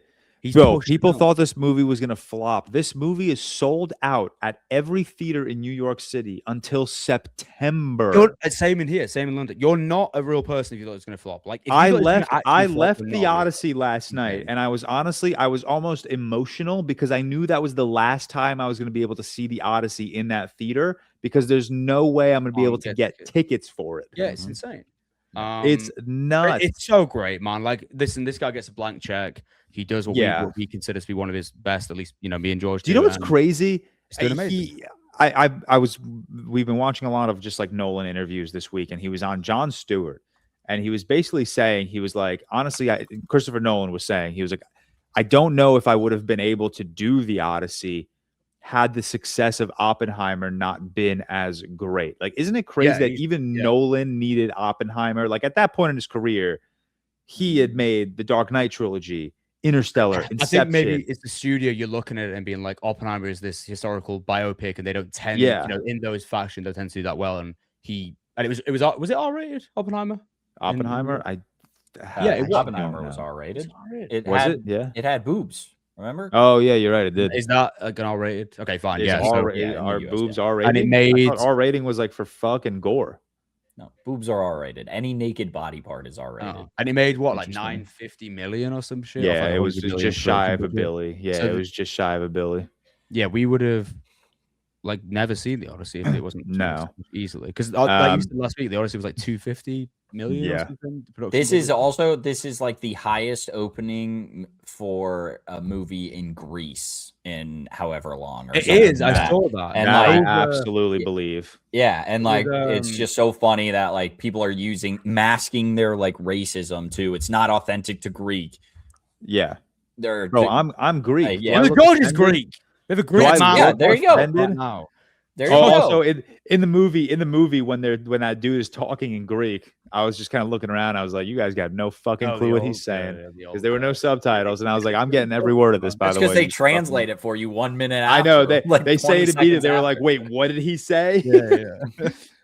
Sticking to box office, the domestic box office is officially tracking to pass $10 billion this year.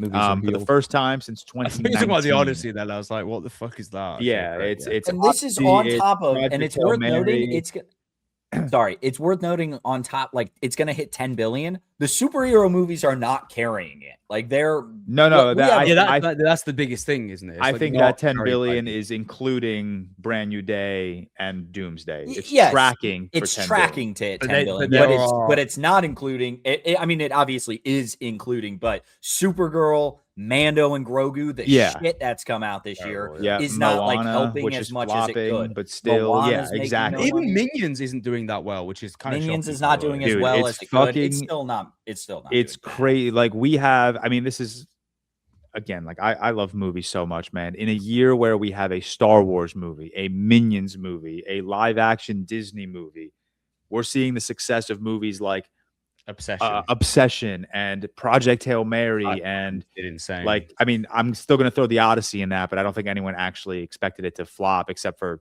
dumb morons on Facebook. But it's just it's crazy that like a Star Wars movie came out this year. Star Wars 10 years ago. No one gives a fuck. Insane. Like it's crazy. It's so nuts. But one last bit of news, something I just thought was pretty interesting. Zach Kreger's Resident Evil will have a runtime of an hour and 35.